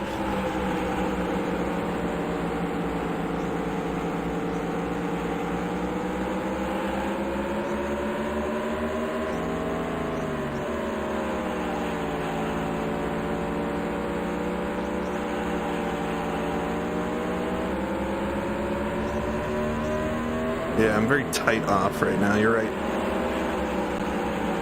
I'm just sitting on that right front. Because you can see the temperature, I'm over 200 degrees already, and only 160 on the right rear. Just throw it into the corner, see if I can get under Mike Wallace here.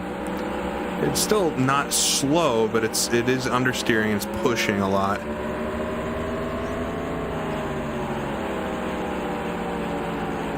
You know, honestly, I might be able to go more rearward weight now that the car is a little more settled.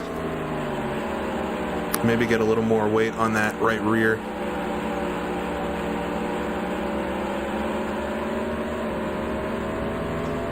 Oh, fastest lap I've done, though. So the car is not slow, it's just, it's going to blow up the right front. Oh! Big crash there. All right, let me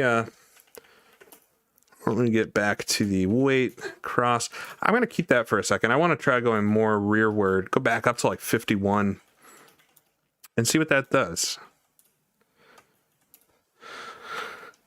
All right. Yeah. I mean, also, keep in mind, this game's so old that it mostly behaves realistically, but there could be something just like funky going on with the physics. We were doing this last stream with Richmond. It took I spent probably an hour tuning the car only to make it slower, and then we just went back to a default setup and did better. But yeah, it's maybe not acting 100% like it would. We'll see. Let's see what this change does. I just gotta get it so we don't blow the right front after, 20 laps or something. 'Cause you can overheat the tire to the point that it explodes, which will be bad news. Alright, the car does not feel super loose, even though I shifted the weight back more, which is good. Not having to put as much wheel in, at least on this first lap out.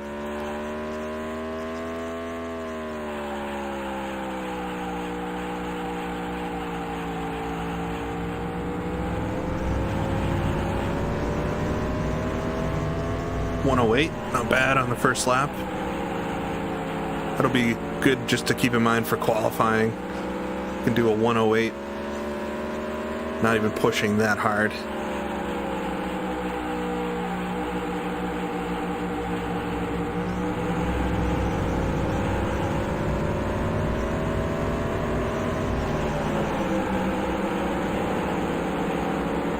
Darrell Waltrip's gonna block me here coming out. I mean, for those of you that aren't super familiar with North Wilkesboro, the track itself actually goes downhill down the front straightaway and uphill on the back straightaway. So it creates a pretty unique difference in the first corner and the third corner where, you'll obviously arrive with more speed into one than the other. The corners are also just very different. It's a track which has a lot of character, and I think amongst other things, that's one of the reasons it's missed so much.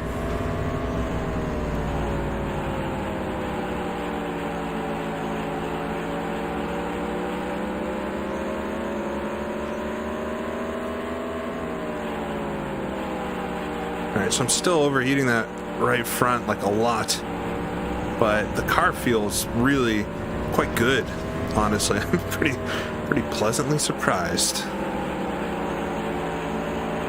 Yeah, left rear does look underinflated, Tony. Thanks. I'll probably pump more pressure into that.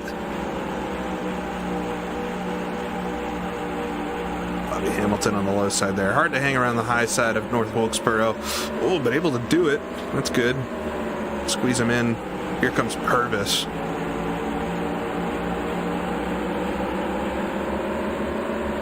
My new nemesis. Oh, almost getting squeezed out there. So the temperatures are off, but car feels all right. Not overheating yet.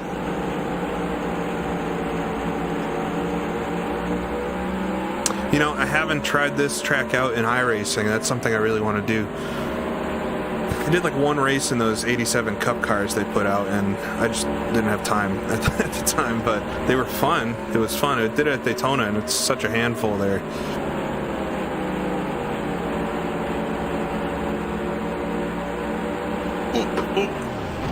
Yeah, can't be doing that. Well, that's the end of Axel Richardson, ladies and gentlemen. Man. So, the left rear, I know I need some more pressure in. That'll fix that a little bit. What am I at in the right front? Because maybe I can actually, yeah, I'm only at 50. So maybe I can put some more PSI in that just to try to get it to cool down a little bit. I think I'm going to go, I'm going to qualify. The car feels all right. I might regret it in the long run, but I also don't want to take another, hour just practicing around North Wilkesboro. I'm happy everybody's here. Thanks for coming to watch on a Friday afternoon. Not too bad. It's that time of year in Boston where there's like not a lot you can do even in a normal time because it's just miserable and cold. So this is a great way to fill an afternoon up.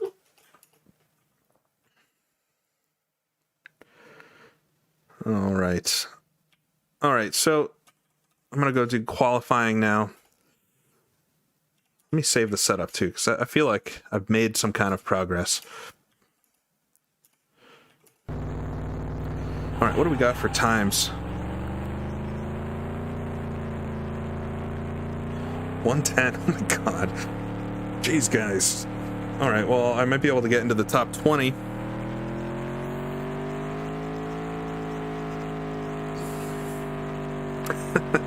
Andrew, that was me yesterday, Andrew. I posted on Twitter, but I saw a picture of Jackie Stewart's BRM in 1967 racing. I think it's at Zandvoort, and I was just like, ooh, that's what I want to be doing right this second. It's like work is officially halted. My brain is now classic Formula One cars. All right, come to the line. Just try to get a good lap. The car feels pretty hooked up, luckily. Throw it into turn one. Oh, I'm going to run a little wide, but see if I can diamond it. A little loose coming out of turn two. Ooh, oh, man. This is going to be bad then. Smack the wall. Thought I had it, but I got a little loose there coming out of turn two. But I complete the lap anyway. Oh, man. So we'll be starting last once again at North Wilkesboro. Seems to be Axelson's, or Richardson's main place. Yeah, I could have done a backup, but...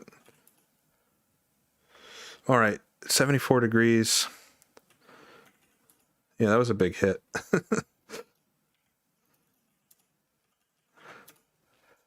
I swear I'm trying. This is just a hard... I think if Ted Meat's still here, hopefully he agrees with me. This game is so hard. It's you just don't have a feeling. I find it like I race IndyCar 2 quite a bit as well. That is easier to me for some reason. I think it's just because the cars have more natural grip. They're so skatey. It's very difficult. What's my nearest track? Well, there's a few. I mean, I live in Boston, so for like NASCAR, it's the New Hampshire Speedway, which is probably 2 hours away. Not too far from Lime Rock, although I've never been. Shocked at that. I gotta go to Lime Rock. I go to a lot of the short tracks though in Connecticut, like Stafford and Thompson and stuff though. But have been out to like Pocono. Flew over to Indianapolis a couple of years ago.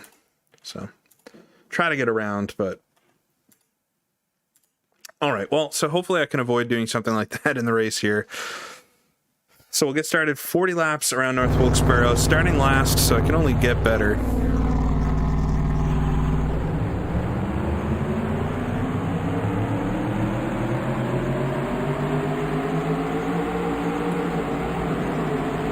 Yeah, I'd like to make it to, I mean, honestly, I could go to any live race, most live sporting events in general, and have a good time, but there's a few more races I really want to get to. I did go to the Formula One once in Montreal. Thank you, Andrew. I'll try not to crash.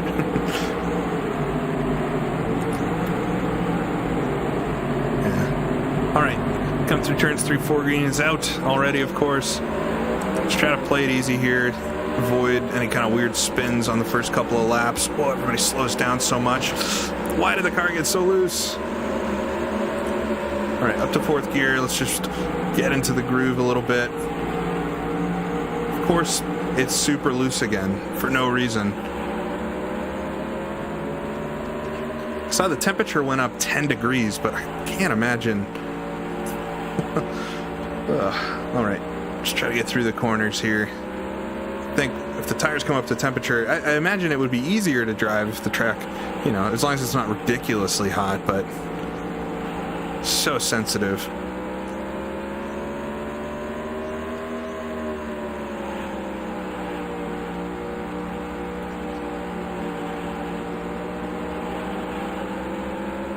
All right, just tiptoeing here, just trying to keep the car from spinning out or tank slapping into the wall like qualifying. The walls at North Wilkesboro do not seem like they're very forgiving. I think finally the car's feeling slightly better. Surprises could still happen, but I just need to watch for AI wrecks this time.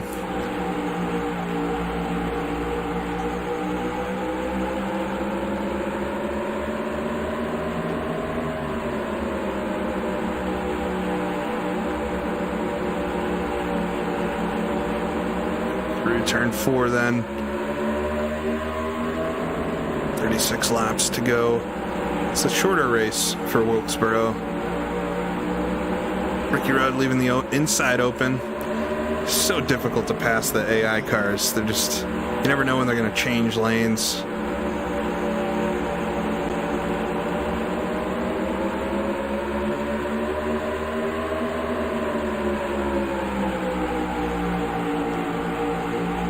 Just sticking with them behind. I'm driving a little slower than I could. It's just, there's nowhere really to pass here.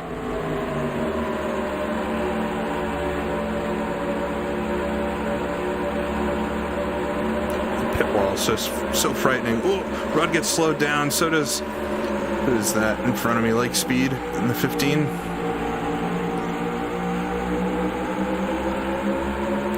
There's not going to be a way to pass these guys like this.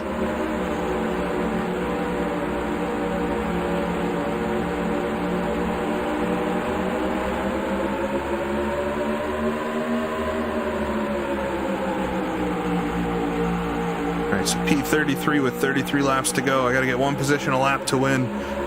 Here's Purvis, dead last like he should be. He'll come up the inside. We'll just try to keep it through turn 4. Side by side. Finally able to get alongside Rudd, though. Super slow down there.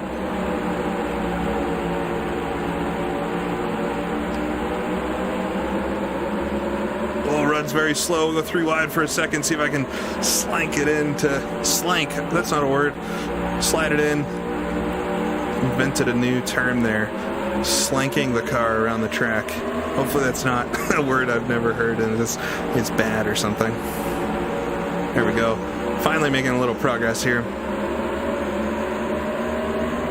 I'm up to Rick Mast. Ooh, slam the brakes there to get. Keep it on the inside. Keep it away from sliding up into him. He's going to take the middle of the track. Thanks, Rick. Slank. I don't mind that word. It sounds fine.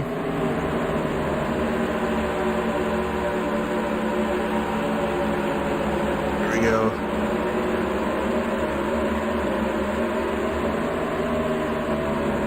So up to P30 now, 29 laps to go. These guys are pulling up a little bit.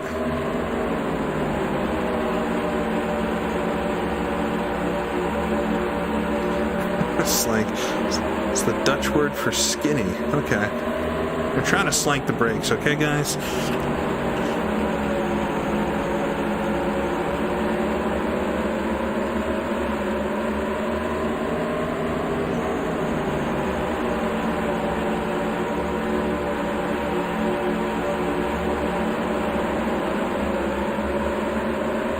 Getting held up in front of me. I'll take advantage of that. Dale Jarrett falling back a little bit. Oh, he held up Rick Mast for a second. See if I can keep it on the low side. I touched the grass there. Unlike qualifying, didn't slide it into the wall. All right, one position there. AI are really fast around here, but sometimes they get held up like this. All right, Bobby Hamilton then on the low side.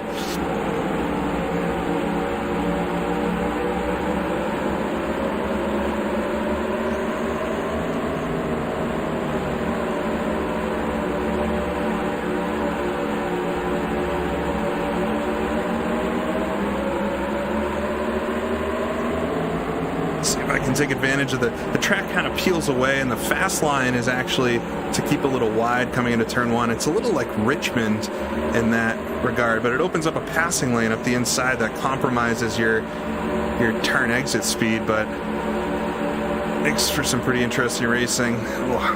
Side by side with Jarrett there, not working.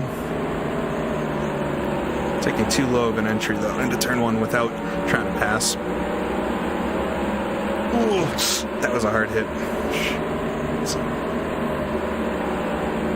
thinking I was gonna slide wide there, but just slipped through. Hopefully that didn't damage the car. Got 23 laps to go.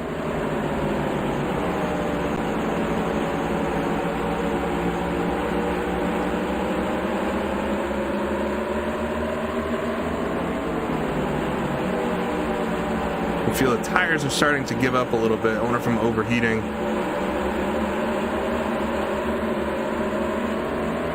I saw red there for a second. Where am I? Come on. I gotta keep my eyes on the road. Oh, there goes Ricky Rudd up the inside.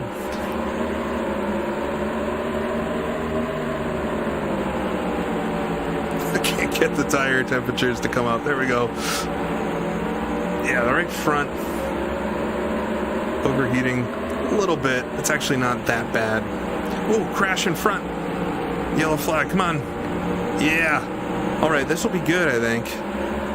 I don't think I should pit or anything, but we'll allow the tires to cool down a little bit. And that should be good. I'll get a restart. I was good for the first handful of laps there. Pit's open. I hope some of these guys pit. About halfway through the race, but I don't think they will. Oh, some of them are. Or maybe not. Maybe they're just checking up. Dang. Oh, all right. So not the worst start. I only passed. In reality, I mean, I got a couple more positions, so I passed like 5 cars total. I will try not to hit the pace car, Tony. Felt like I was doing better than maybe I did, because I'm still in 29th now.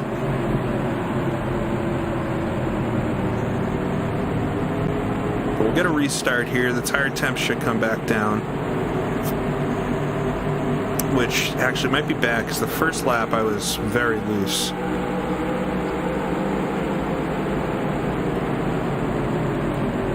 Yeah, it might actually be. Now that I'm thinking about it, maybe it was bad that the yellow came out.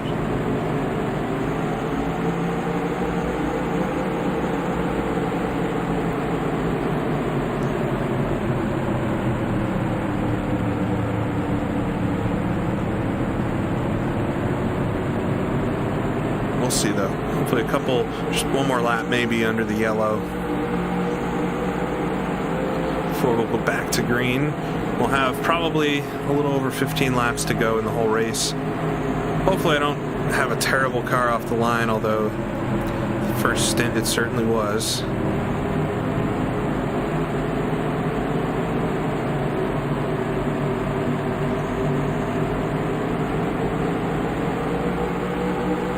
Kept it between the walls so far.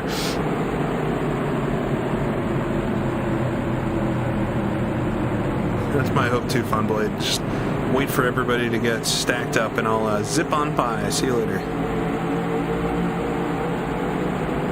Max, this game isn't on Steam. It's just Google NASCAR Racing 1. It's out there. It's very old.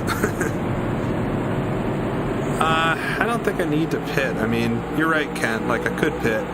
Maybe it would have been a good idea. But too late now. We got one to go.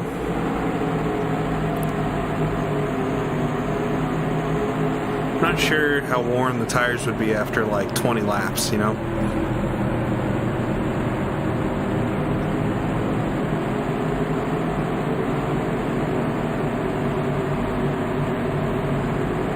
All right, here we go, though.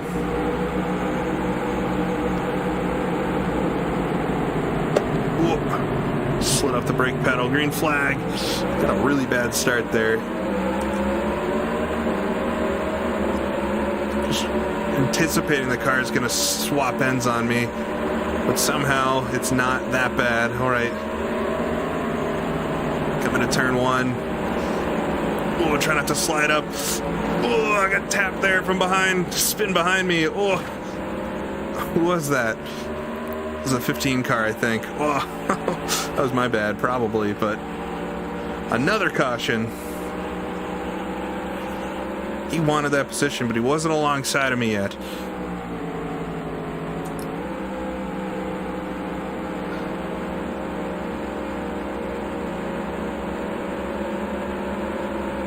Yeah, I mean, so there's like 2 periods of Iris games, really. You have your, Indy 500 up through NASCAR 3, IndyCar 2, which use the older style, like this one's older style physics model. I don't think I have any damage. Not worried about it. They use like this engine, for them, iterations on it. And then starting with GPL and NASCAR 4 up through NASCAR 2003, they use that newer, Iris engine. So if you want like the best NASCAR game for the old style Papyrus games, it's probably NASCAR 3. Yeah, I would love for GOG to get all the Papyrus games on there. I think it'd be, good. But I think there's weird licensing stuff with sports games. I'm not sure. All of these drivers and stuff basically agreed or got some kind of money for the game. Or actually, this is more than came with the game. There's only like 20 or so licensed drivers in the original game.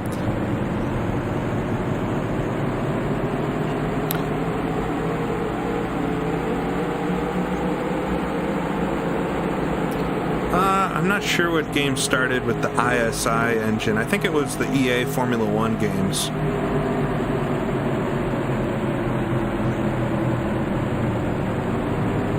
Sports Car GT is a good one. It's a game I got to revisit. I reinstalled it when I was making a video a while back, and I didn't really play it that much. I was just getting some footage from it, but I played a lot of that back in the day.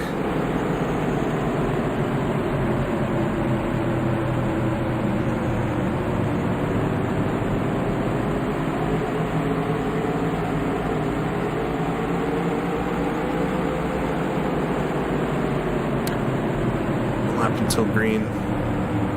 Yeah, I do have, should be hopefully coming out this weekend, although I don't really know.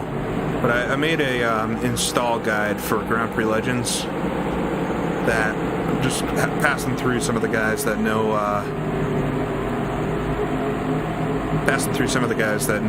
Grand Prix Legends really well, just to make sure I don't miss anything. But hopefully that helps get some of you up and running that want to race Grand Prix Legends.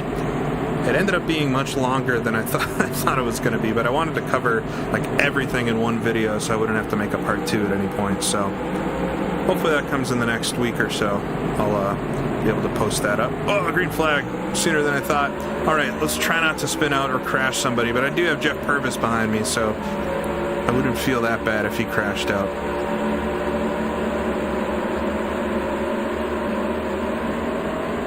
All right, come down into turn 1.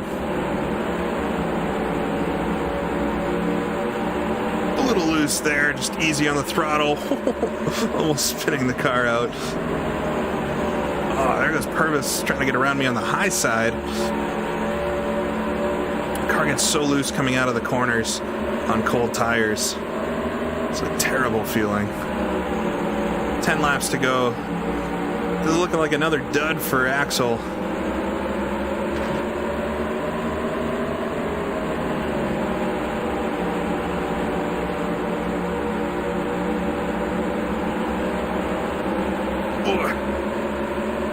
Spin coming out of turn 4. Caught it better that time. Tires should now start to come up to temperature a bit more. Hopefully I got a few laps here where I can be quicker. Oh, what was that? Damaged wheel from that? Oh man, I just tapped Bobby there. Alright, I can still turn the car enough though, but I got a flat tire from it.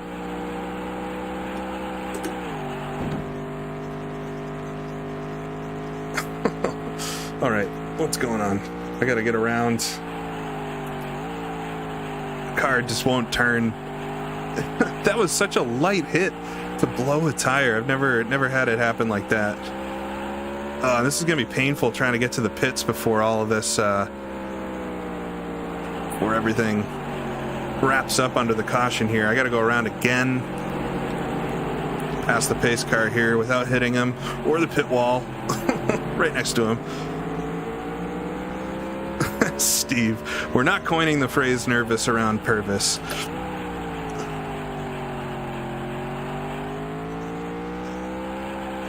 Well, this has gone extremely poorly at this point. I think I gotta go around again too before or I should pit, but I'm worried that they'll get the one to go. All right, maybe we'll come in. I'm not going to repair. Hopefully they can do it quick so I don't lose a lap, but I'm not too optimistic here. Oh my God. Well, now I'm definitely going to lose a lap. Yeah, I don't know what went on there. Come on, come on, come on. Oh, they're filling the fuel too. Perfect. Come on, let me go. No, gonna lose the lap. Ugh.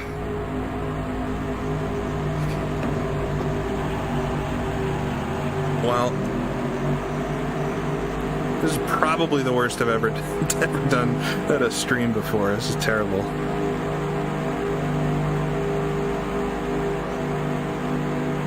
Where's it gonna put me? Oh, I'm like, I almost beat him out too.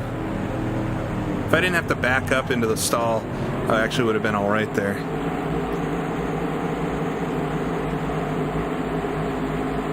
Wow. Please everybody don't unsubscribe to my YouTube. Despite me being the worst ever. Today, I've been better in the past. I don't know what's going on.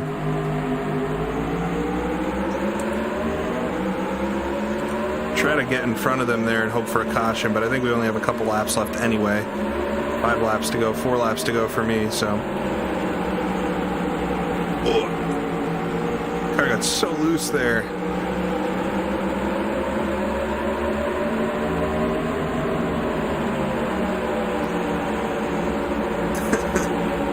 Maybe not my proudest moment, but just remember how awesome it was when I won Indy 500, so this never happened.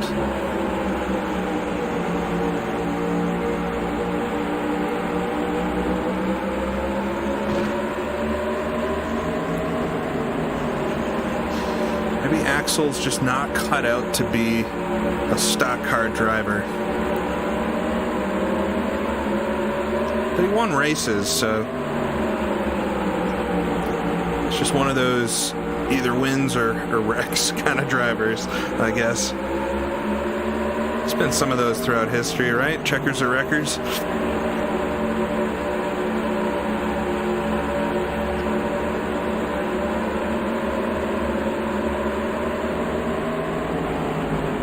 All right, last lap. Just bring it on home. It's nothing really to race for at this point.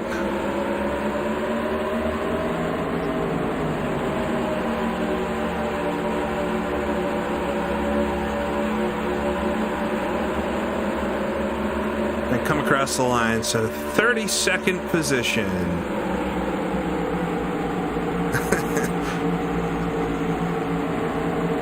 Man, not a good race.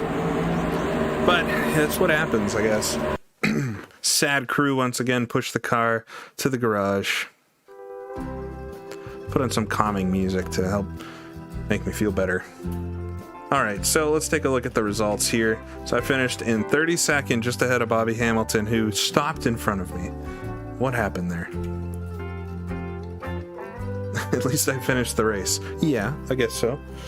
But Mark Martin won. I feel like Mark hasn't won too many races, right? So Mark Martin wins ahead of Jeff Bodine. So Bodine had another good day, and they got the same amount of points anyway because of laps led and all that. Morgan Shepherd coming on strong there, 3rd place finish.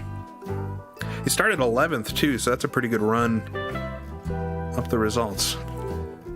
Terry Labonte behind him, Jeff Gordon in 5th, Dale Earnhardt 6th. What happened to Harry Gant? 15th. Man. I've never seen, I guess I haven't done too many full seasons in NASCAR 1, but I've never seen a driver like plummet off the standings like that. They have the same ratings for the whole season, so that's crazy. Must have had an accident or something. Points now. I'm down to 17th. Bill Elliott's gotten around me in the standings now, so doing the opposite that I was hoping for. Just falling down.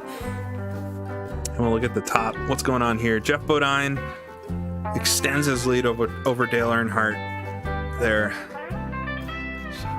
120 points or so now, so pretty big gap. Jeff Gordon in 3rd, Ernie Irvan, Terry Labonte, Mark Martin. So that was his 2nd win of the season, but I knew he hadn't won a ton. But those top 8 have pretty much all the wins except for me. I've got 3. All right, so we're gonna do another race. Why not? To Charlotte. It's probably be the last one I do today. But I gotta try to do one where I don't finish dead last. So we'll see. Thank you, Commodore. I'm not sure I deserve more views with today's performance, but I appreciate you saying that. All right, so let's take a look here. So if we remember, oh great, I don't even have a setup. Let's go with the fast setup to start. You remember, raced the Coke 600 here earlier in the season, and that went bad too. I had a run-in with Rusty Wallace, of course. Just gonna raise some tire pressures because I know I'll be back. I know I'll be back here soon. Well, I'm glad you guys like the racing. Yeah, I got 3 races left. I think that'll make a good final stream with NASCAR 1 at some point before I move on to new things. So we got full spoiler and everything. So that I'm gonna go out with it and just see how the car is. But that's, remember, if you remember back to Michigan, I reduced the spoiler and just increased so much speed the straightaways. I was able to pass those guys, and that race ended up being great. I came from like 30th to top 10.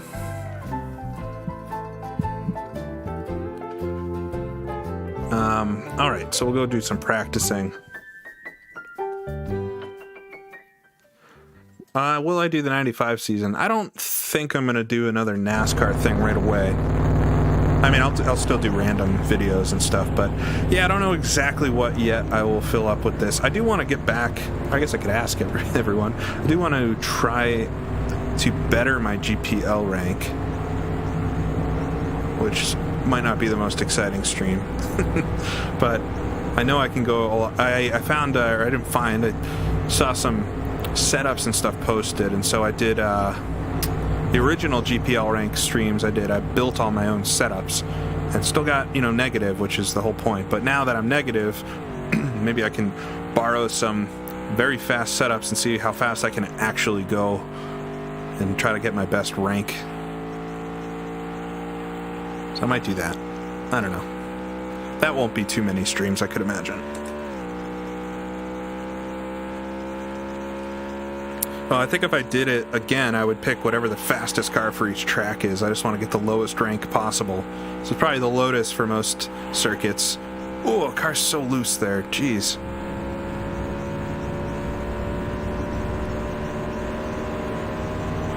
Or I could go try to get the rank for like a slow car, like the BRM.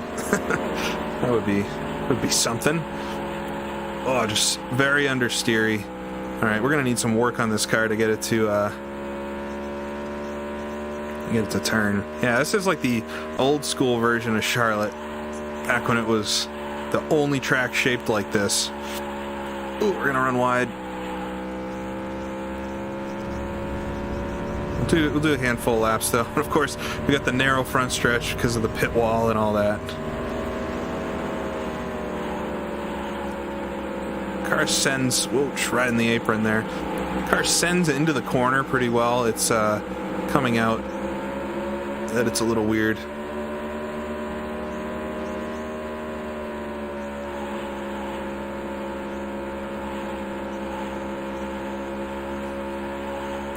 Very skatey, very tiny corrections in the wheel. When this was the only track with the shape, I think it was fine. Like, I'm all about going to different tracks. It's when half of the schedule was tracks like these that it was so dang boring.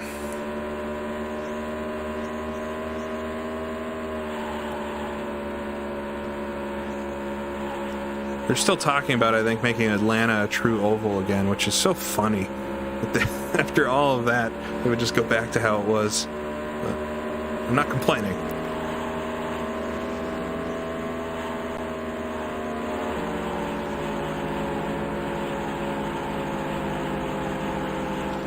Yeah, well, there was an idea for a while that Speedway Incorporated was going to make all of their tracks essentially the same, which is a weird idea.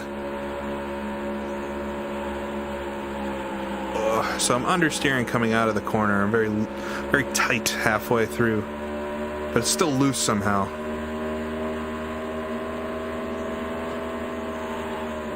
Oh my god, that was such a weird entry. Almost did a McDowell there in turn one. Man, Homestead's awesome.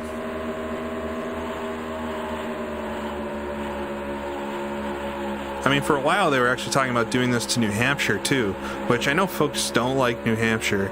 Actually, one of my video ideas is to make a video explaining why I think New Hampshire's fine the way it is, because it's different. But yeah, they were going to do this at one point. They were talking about it, and happy they haven't.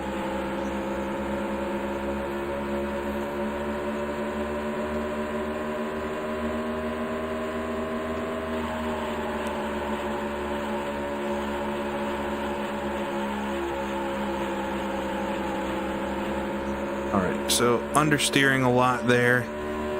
Checked out the tire temps. They're actually looking alright, but I'm not able to put a lot of speed into it because it's understeering so much. So I want to take a look at the weights. I didn't look at that when we were in the garage.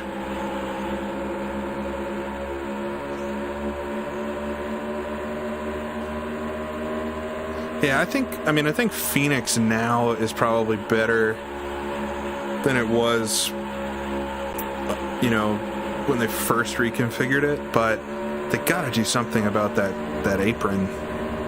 It's just bizarre watching the cars cut through the corners like that, and also I just can't get my head around the corner numbers now because the front straightaway is different.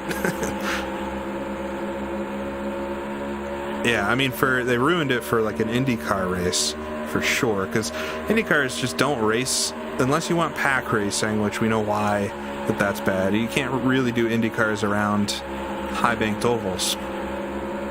You know, they just race better at a flat track because the way the cars are and everything, and safer racing and all that. So, you know, it takes tracks like Phoenix out of it. That's why I wish they would go to New Hampshire, because it is a flat track. I think it would be very similar racing to like Gateway, which has been all right, not too bad.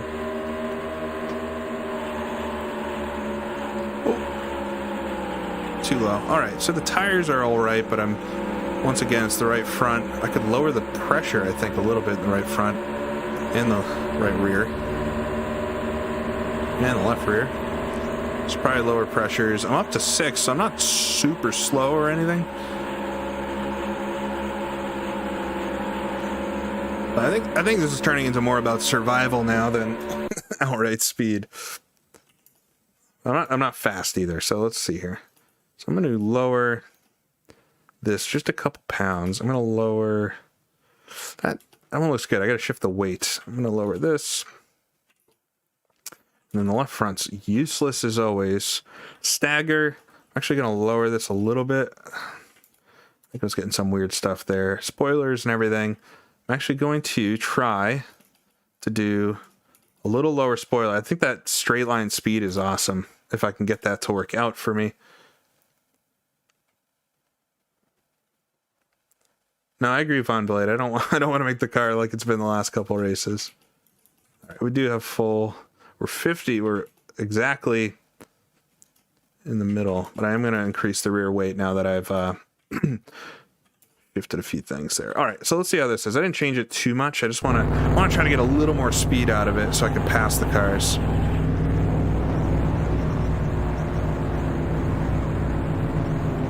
I was at the New Hampshire IndyCar race in 2011, the wet one. It was I had a lot of fun there, but yeah, makes me so angry to think about just how kind of gave up after one attempt at it. It was a good race to watch in person, but it was literally raining the entire race. We were sitting in the stands, and it wasn't like misting either. It was actually raining.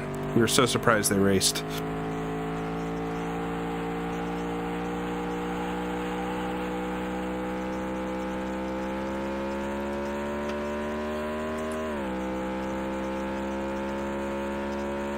Yeah. Well, when we Tony kind of crashed and flipped over on the back straightaway.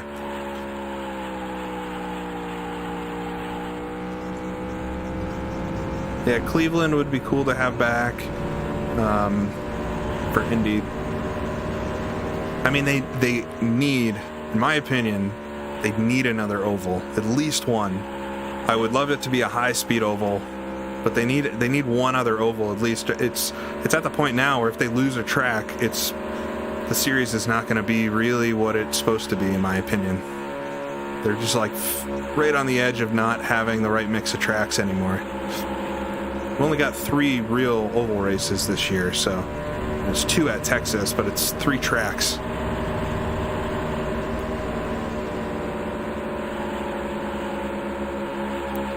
Okay, car's a little weirder to drive, but it's not out of control by any stretch.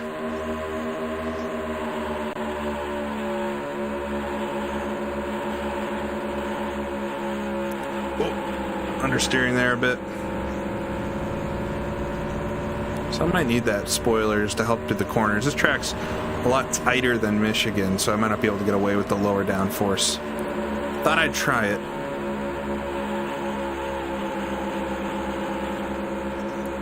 So I'm just having to slow down too much in the corners, even though I'm faster on the straightaways.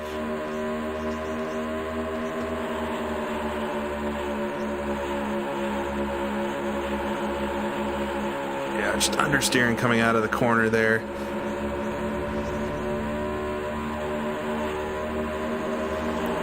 I was also disappointed they didn't go to Richmond last year. I mean, I know why they didn't last year, but I'm disappointed it's not on the calendar this year. And I think, unfortunately, just how things have worked out, that it's probably never going to happen, or not for a long time. Richmond, I mean, it's a short oval.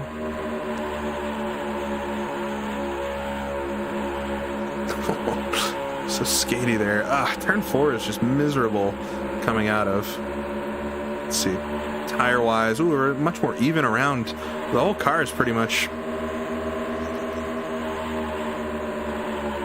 But I think I need that rear spoiler back.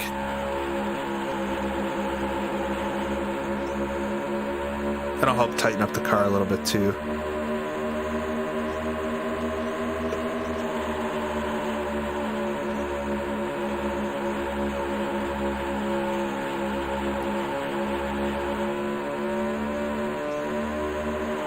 Now got a good run on Kyle Petty. Side swiped him there a little bit in the tri-oval.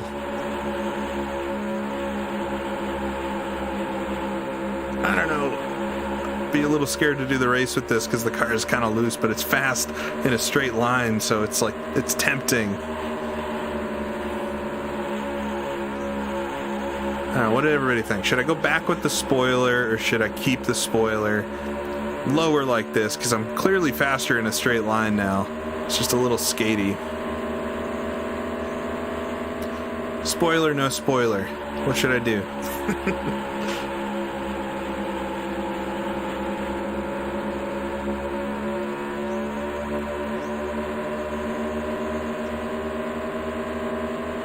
Yeah, there'll certainly be a lot of eyeballs on IndyCar this year, just simply because of the driver lineups, and that's good. It'll be good. I'm excited for it, but it's, yeah,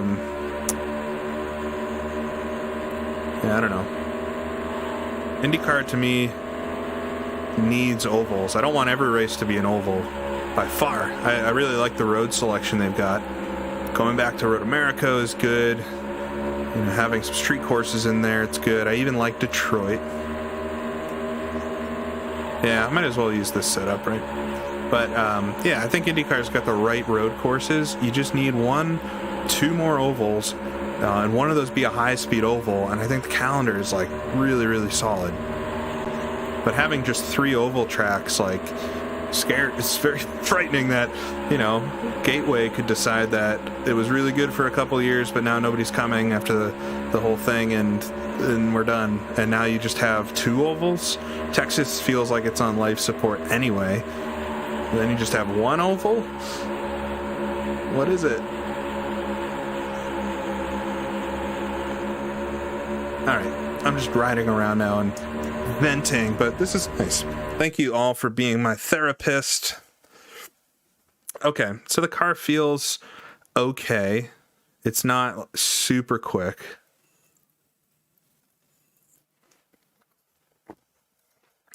I think I'm just going to adjust the tires. I got too much pressure here. I'm going to lower this one. I'm going to lower this one. And the left front's hopeless. But yeah, we're going to go with the lower spoiler. Also going to go with lower fuel. We'll go out and do some qualifying.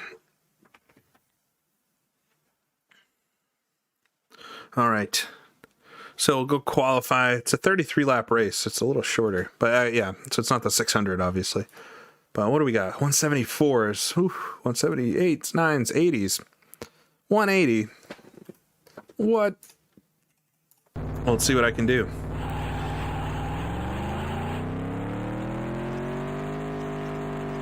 Yeah, I mean, I'm bummed out that Iowa's gone. I was looking back through IndyCar calendars, and like, if you go look at 2015's calendar, it's like, this was so good. You know, we were back at Road America and things. We had Fontana, Iowa, Phoenix. You know, it had a good amount of ovals, but still all the good road courses. Not really anything to complain about there.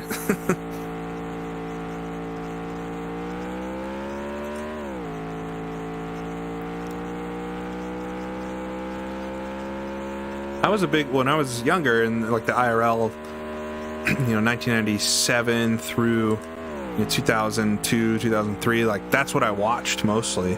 We did watch kart a lot too, but at the time, for some reason, we just watched the IRL more. And I liked it at the time, but I don't find myself going back to those races for some reason. I don't quite know why. But anyways, we'll come to the line. Hopefully, I probably should have put the spoiler on for the qualifying, but we'll see. Hopefully the car doesn't get too loose like that. Green flag, 1 lap. Drive it like I stole it, I guess. Try to keep it down in the middle of the corner. Half throttle, make sure I don't get loose exiting. Oh no! Once again, just botching the qualifying attempt. All right, I gotta do it right in one race. I'm resetting.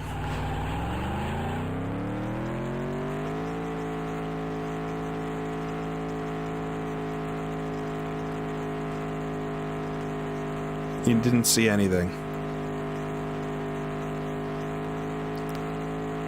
Yeah, I didn't hit the wall at least, but yeah, I got to, actually, I don't know why I go the speed limit in the pits in practice, because there's no, black flags.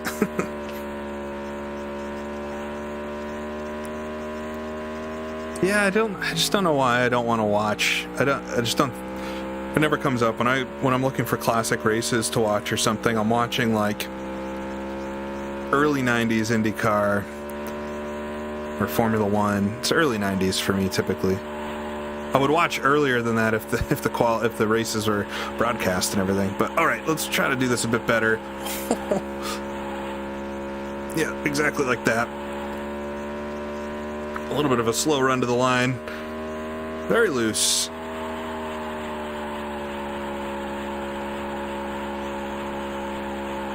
Just sliding through the exit.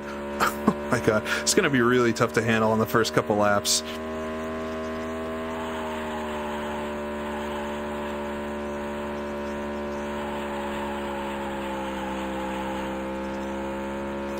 All right, I saved it coming out of turn 4, but I don't think this is going to be a great lap. 174. I think I got not last. Let's see. Yes, 37th. Woo. Not last. That's all it takes. Hey, Will, how you doing? All right, so who got the pole? Mark Martin did, from Ken Schrader, Terry Labonte, Jeff Bodine, Dale Earnhardt. Harry Gant, what are you doing? He's not too far off the pace, but yeah, the car's not handling super well, is it?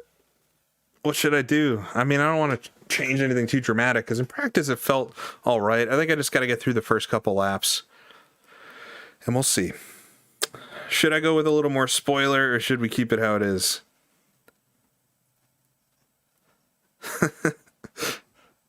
Good question, Michael. I don't know how I got the sim rig from Rick Ware Racing.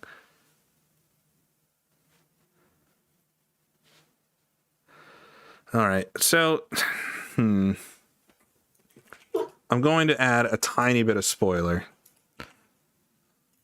like to 58. Hopefully that helps. It probably won't do anything, but I don't want to crash on the first lap. All right, but here we go. 33 laps at Charlotte. The classic fall time race, which has now been replaced with the Roval.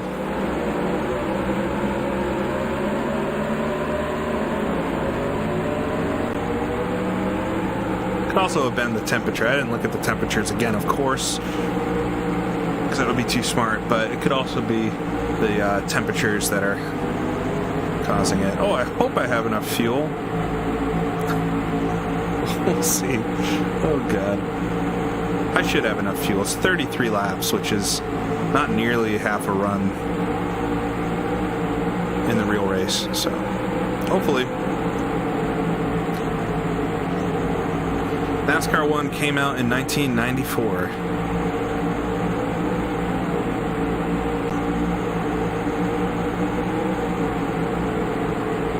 Alright, so come to turn 3, get that green flag pretty much right away again, of course. Just try to hold on to the car for the first few laps, and hopefully... Oh, everybody checks up right as the green comes out. I had a jump for once.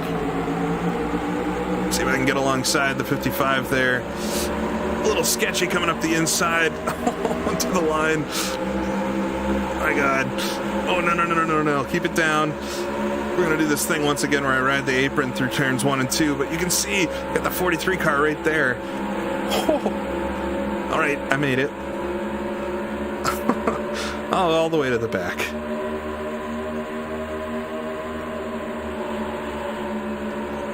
Well, I made it through the first corners, but that was... I thought I had a couple positions, and I clearly didn't. Ooh, everybody checks up. So I can pass a couple cars. All right, I'm restarting that. That's a huge crash, though. Oh, my God. Let's take a look at the replay. Again, I'll restart the race, because that was insane. You're not supposed to pass on the inside before the start-finish lane, but the game doesn't penalize you, and I've had a rough enough season as it is. That's actually not too dissimilar from Davey Allison's crash during the 1992 All-Star race. Go watch the ending of that. It's a classic, but no, I'm going to restart that. I don't care anymore. I only got 4 races left in the season. It's not like I'm actually going for the championship or anything. Just for fun.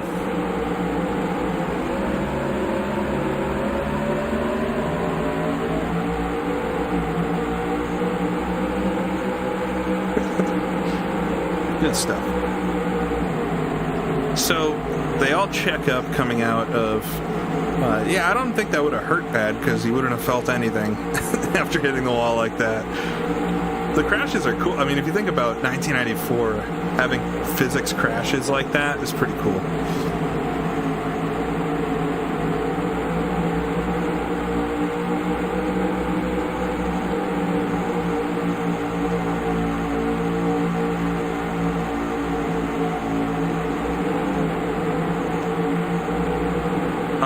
So, let's see if this can go a little better this time. I'll actually try to stay on the track through the first corners. And take it nice and easy. Green flag again. Everybody gets checked up. I don't think it's wise to go 3 wide here. Oh, but it is tempting. Cars are so slow in front of me. Alright, come down to turn 1, nice and orderly. Like we're not going to try to win on the first lap.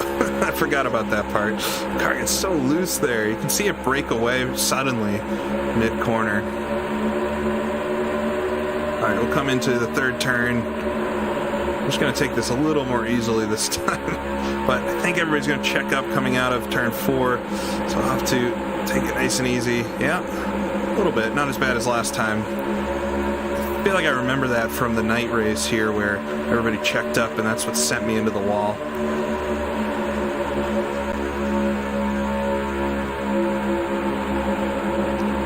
Alright, the car doesn't feel that bad though. Maybe that spoiler setting helped a little bit, or I'm just driving it a little more nicely than before. Ooh, car pitting?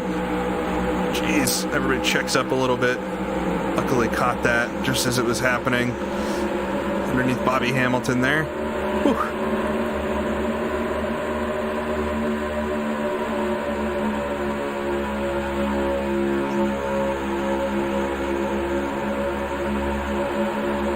So loose there.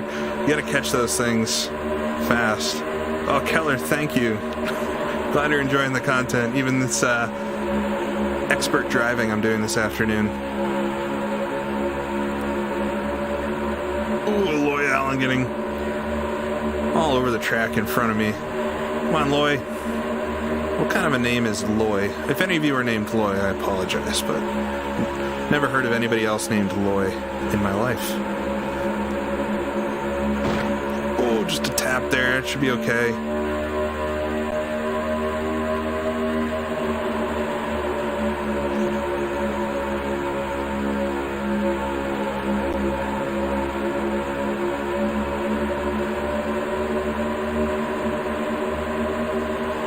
Oh, I got really close to the wall there.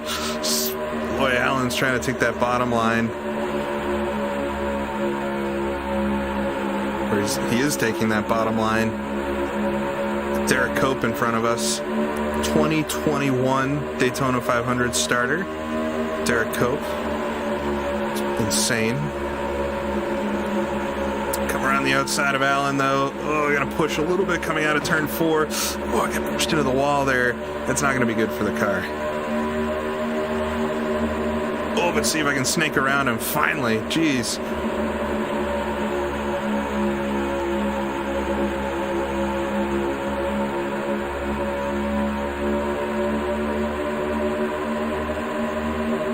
Get underneath Cope here coming into turn 3. Pitch the car in like crazy. Slide up even. Whew. Avoids me somehow. Racing with Axel is not as much as racing him as avoiding him.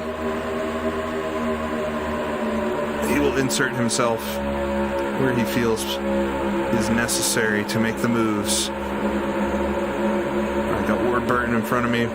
Rick Mast very slow. See if I can take it 3 wide. Get around him before the corner. Oh, I'm gonna get pinched. Oh, held it though. Held it on the low side. All right. Making some spots, but every single one is terrifying. I just heard like a crashing sound. I don't know if that was just me. It sounded like the wall scraping sound for a second. Very odd. Coming underneath Steve Grissom, though, the man that took me out at Bristol for the win. I mean, I think reasonably so far this season, I could have had like 6 wins if I had actually performed in the races that I was doing well in. Which is not too bad for a rookie season.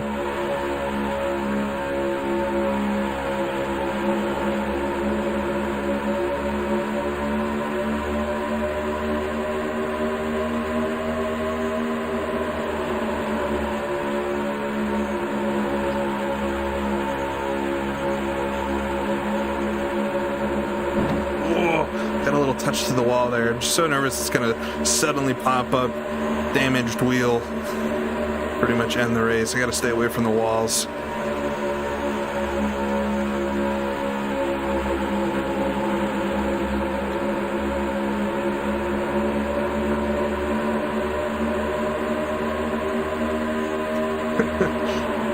Going to be doing a Bobby Isaac.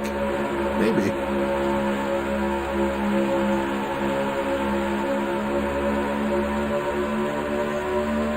Underneath Darrell Waltrip though, through front straightaway. Little dog legs there. Made a pass 2 on Sachs. There we go. All right, this is actually going all right so far.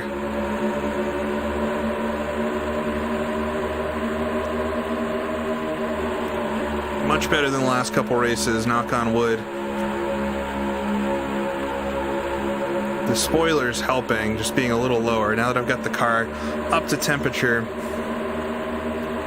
pretty quick on the straightaways. Wow, Tail Jarrett was so slow there coming to the turn. Just get around Tim. Going to slide a little wide, but he's not able to get back on me.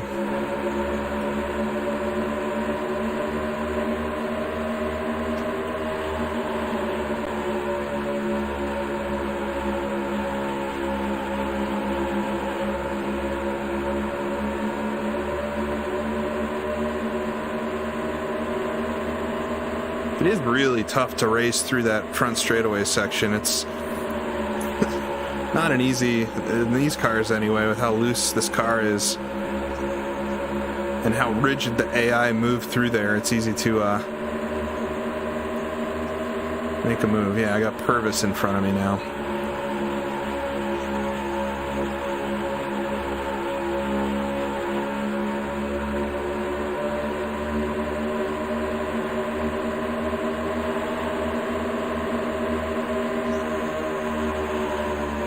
Got a little loose coming into turn one.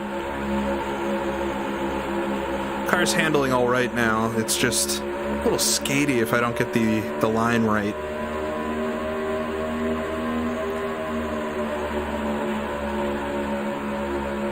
Right on the white line. Look at that. The perfect racing line here at Charlotte. They would actually race a little bit up the track, I believe, back in the 90s. Easier to carry speed.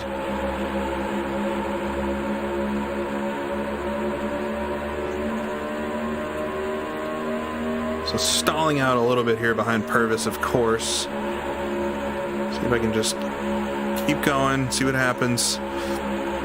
Hopefully the car doesn't start giving up on me like Dover again. There's no day-night cycle in NASCAR 1, but there are night tracks, or a track can be enabled for night. It's a setting in the calendar, so when we went to this race for the first time, it's basically the same track, just with a black sky. It's the only real difference. But with these graphics, it honestly looks believable enough. It's pretty cool. But yeah, nothing that will change it. And this race wouldn't have been nighttime anyway. It's the daytime. Oh, I got a good run on Purvis there. See, get Strickland as well, both of them. Ah, nice. Up to 21st then. The car's not really that tight. It's a little tight, but it's also loose. It's kind of just bad. I'm not sure if the weather's different at night or what changes other than the black sky. Probably could go back to the 600 when we did that earlier in the season. One of the earlier streams. Ooh, bouncing off the wall in front of me a little bit. But Jimmy Spencer. All right, well, I stalled out for a couple laps there, but this is encouraging now. Just trying to keep out of their way. Oh, you're getting stacked up a bit. Labani snuck to the inside. See if I can get both of them too coming into turn 3. Excellent. Oh, he's going to come back on the outside of me. It's so tight. Should be able to get him now. The better line through the short chutes here. Whew. Just one position at a time. That's all I need.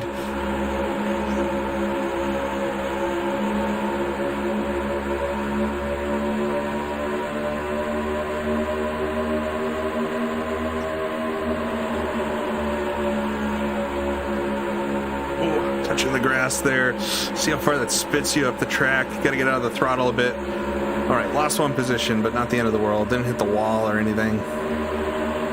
That's how simple it is. Wow, Bobby Labonte was so slow there. Just come right back on him then. All right. It's that easy to get the line wrong. You just a slight touch of something and throws the car wide. I do like Ted Musgrave's paint scheme here with the family. What is it? Family Video. It's a memorable one. The TV channel, right?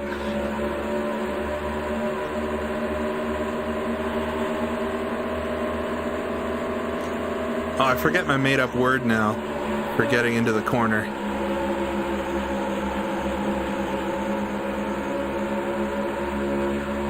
Scant, was that it?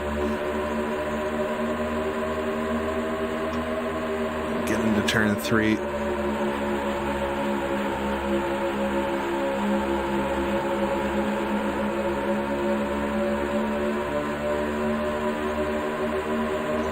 Slank, that's it. Slank.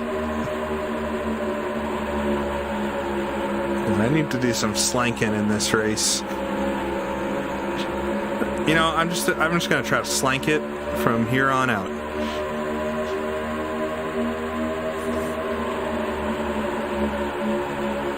I got back in front of Labani, but I'm stalling out a little bit here. Maybe Shepard's gonna get held up. Shepard's pretty far down. He's been doing well. Ooh, Musgrave gets slowed down there. See if I can scoot below him. Ooh, ultra low there. That's an exciting pass. Down into turn 1. Up to 18th now. Could I get a top 15 here? That would be good.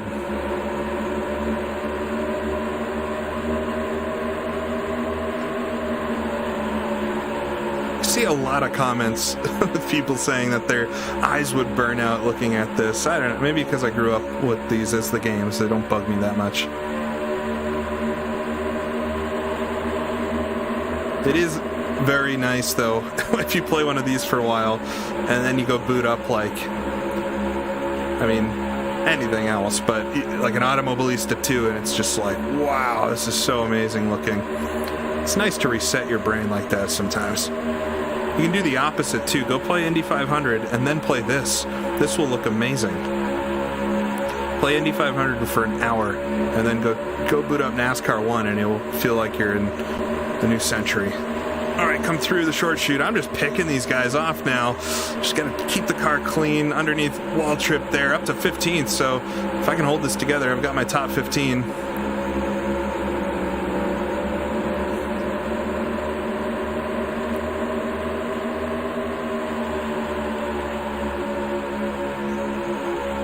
Behind Bill Elliott now. How many laps do we got? We'll see the pit board as we come by this time. So 8 laps to go, not too many laps to go, up to 15th. What can I do with it?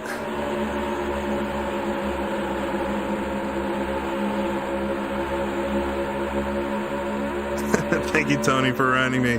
No heroics. I say that too much. Axel's the heroic type. We're going to go for, if the move is there, I'll go for the move. Waltrip's sticking right with me, though. I think they all got backed up for some reason. Oh, gaining in on Elliott, though. A little heroic. Down into turn 1, the low side. Pick up P14 from him.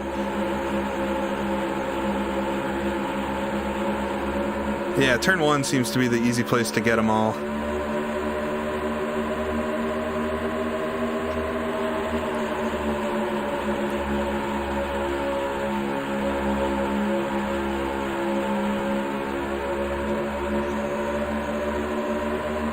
Pulling in on Sterling Marlin now. They are very slow going into turn 1. That's interesting. Just gotta be a little closer to do it. Well, I don't even want to look at the tires, honestly, but they're fine. There's not a lot I can do about it if they're gonna blow or something. I think they'll be okay. Getting low on fuel, which is a little concerning, but have just a few laps to go. Ted, no heroics. Yeah, only 5 seconds off the lead, 5 laps to go. Hopefully have enough fuel for it. Ooh, car got a little loose there coming into 1.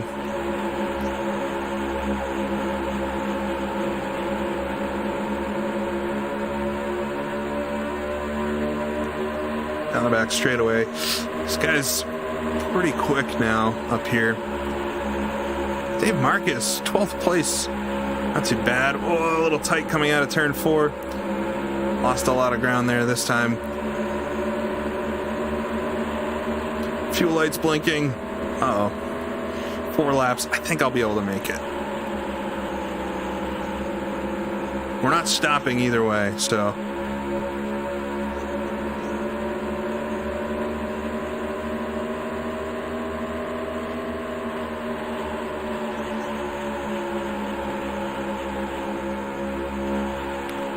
Just a little tight through 3 and 4. Used about every inch of the track that time. I'm trying to push. I would love to get a top 10. It would be very good. I don't want to ruin the race, but it just feels like it could happen. Got a little pack up there, so I could hope that some folks get slowed down, maybe.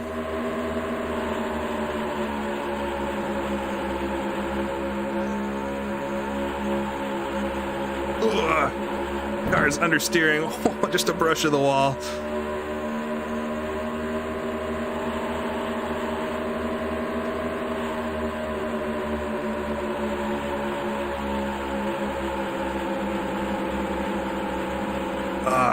Too much understeer. The tires are really gone off on me.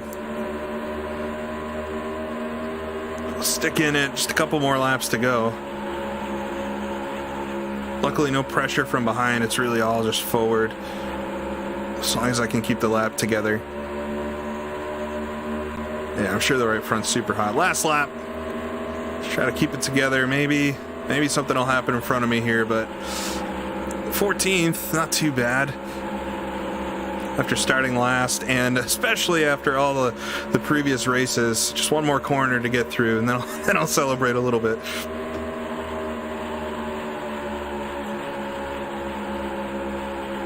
There we go, through 3 and 4, out of the turn. All right, finally I did a race, guys. That right front, what's it? It's about halfway burned. It's not even that bad. I mean, that does bring a whole other element to it when you have the pit stops and everything. But yeah, finally finished a dang race. At least one on the stream. Finished a race in a semi-respectable position. Car felt really good for a few laps there. It was pretty fun. But still, the crew will be super sad pushing my car.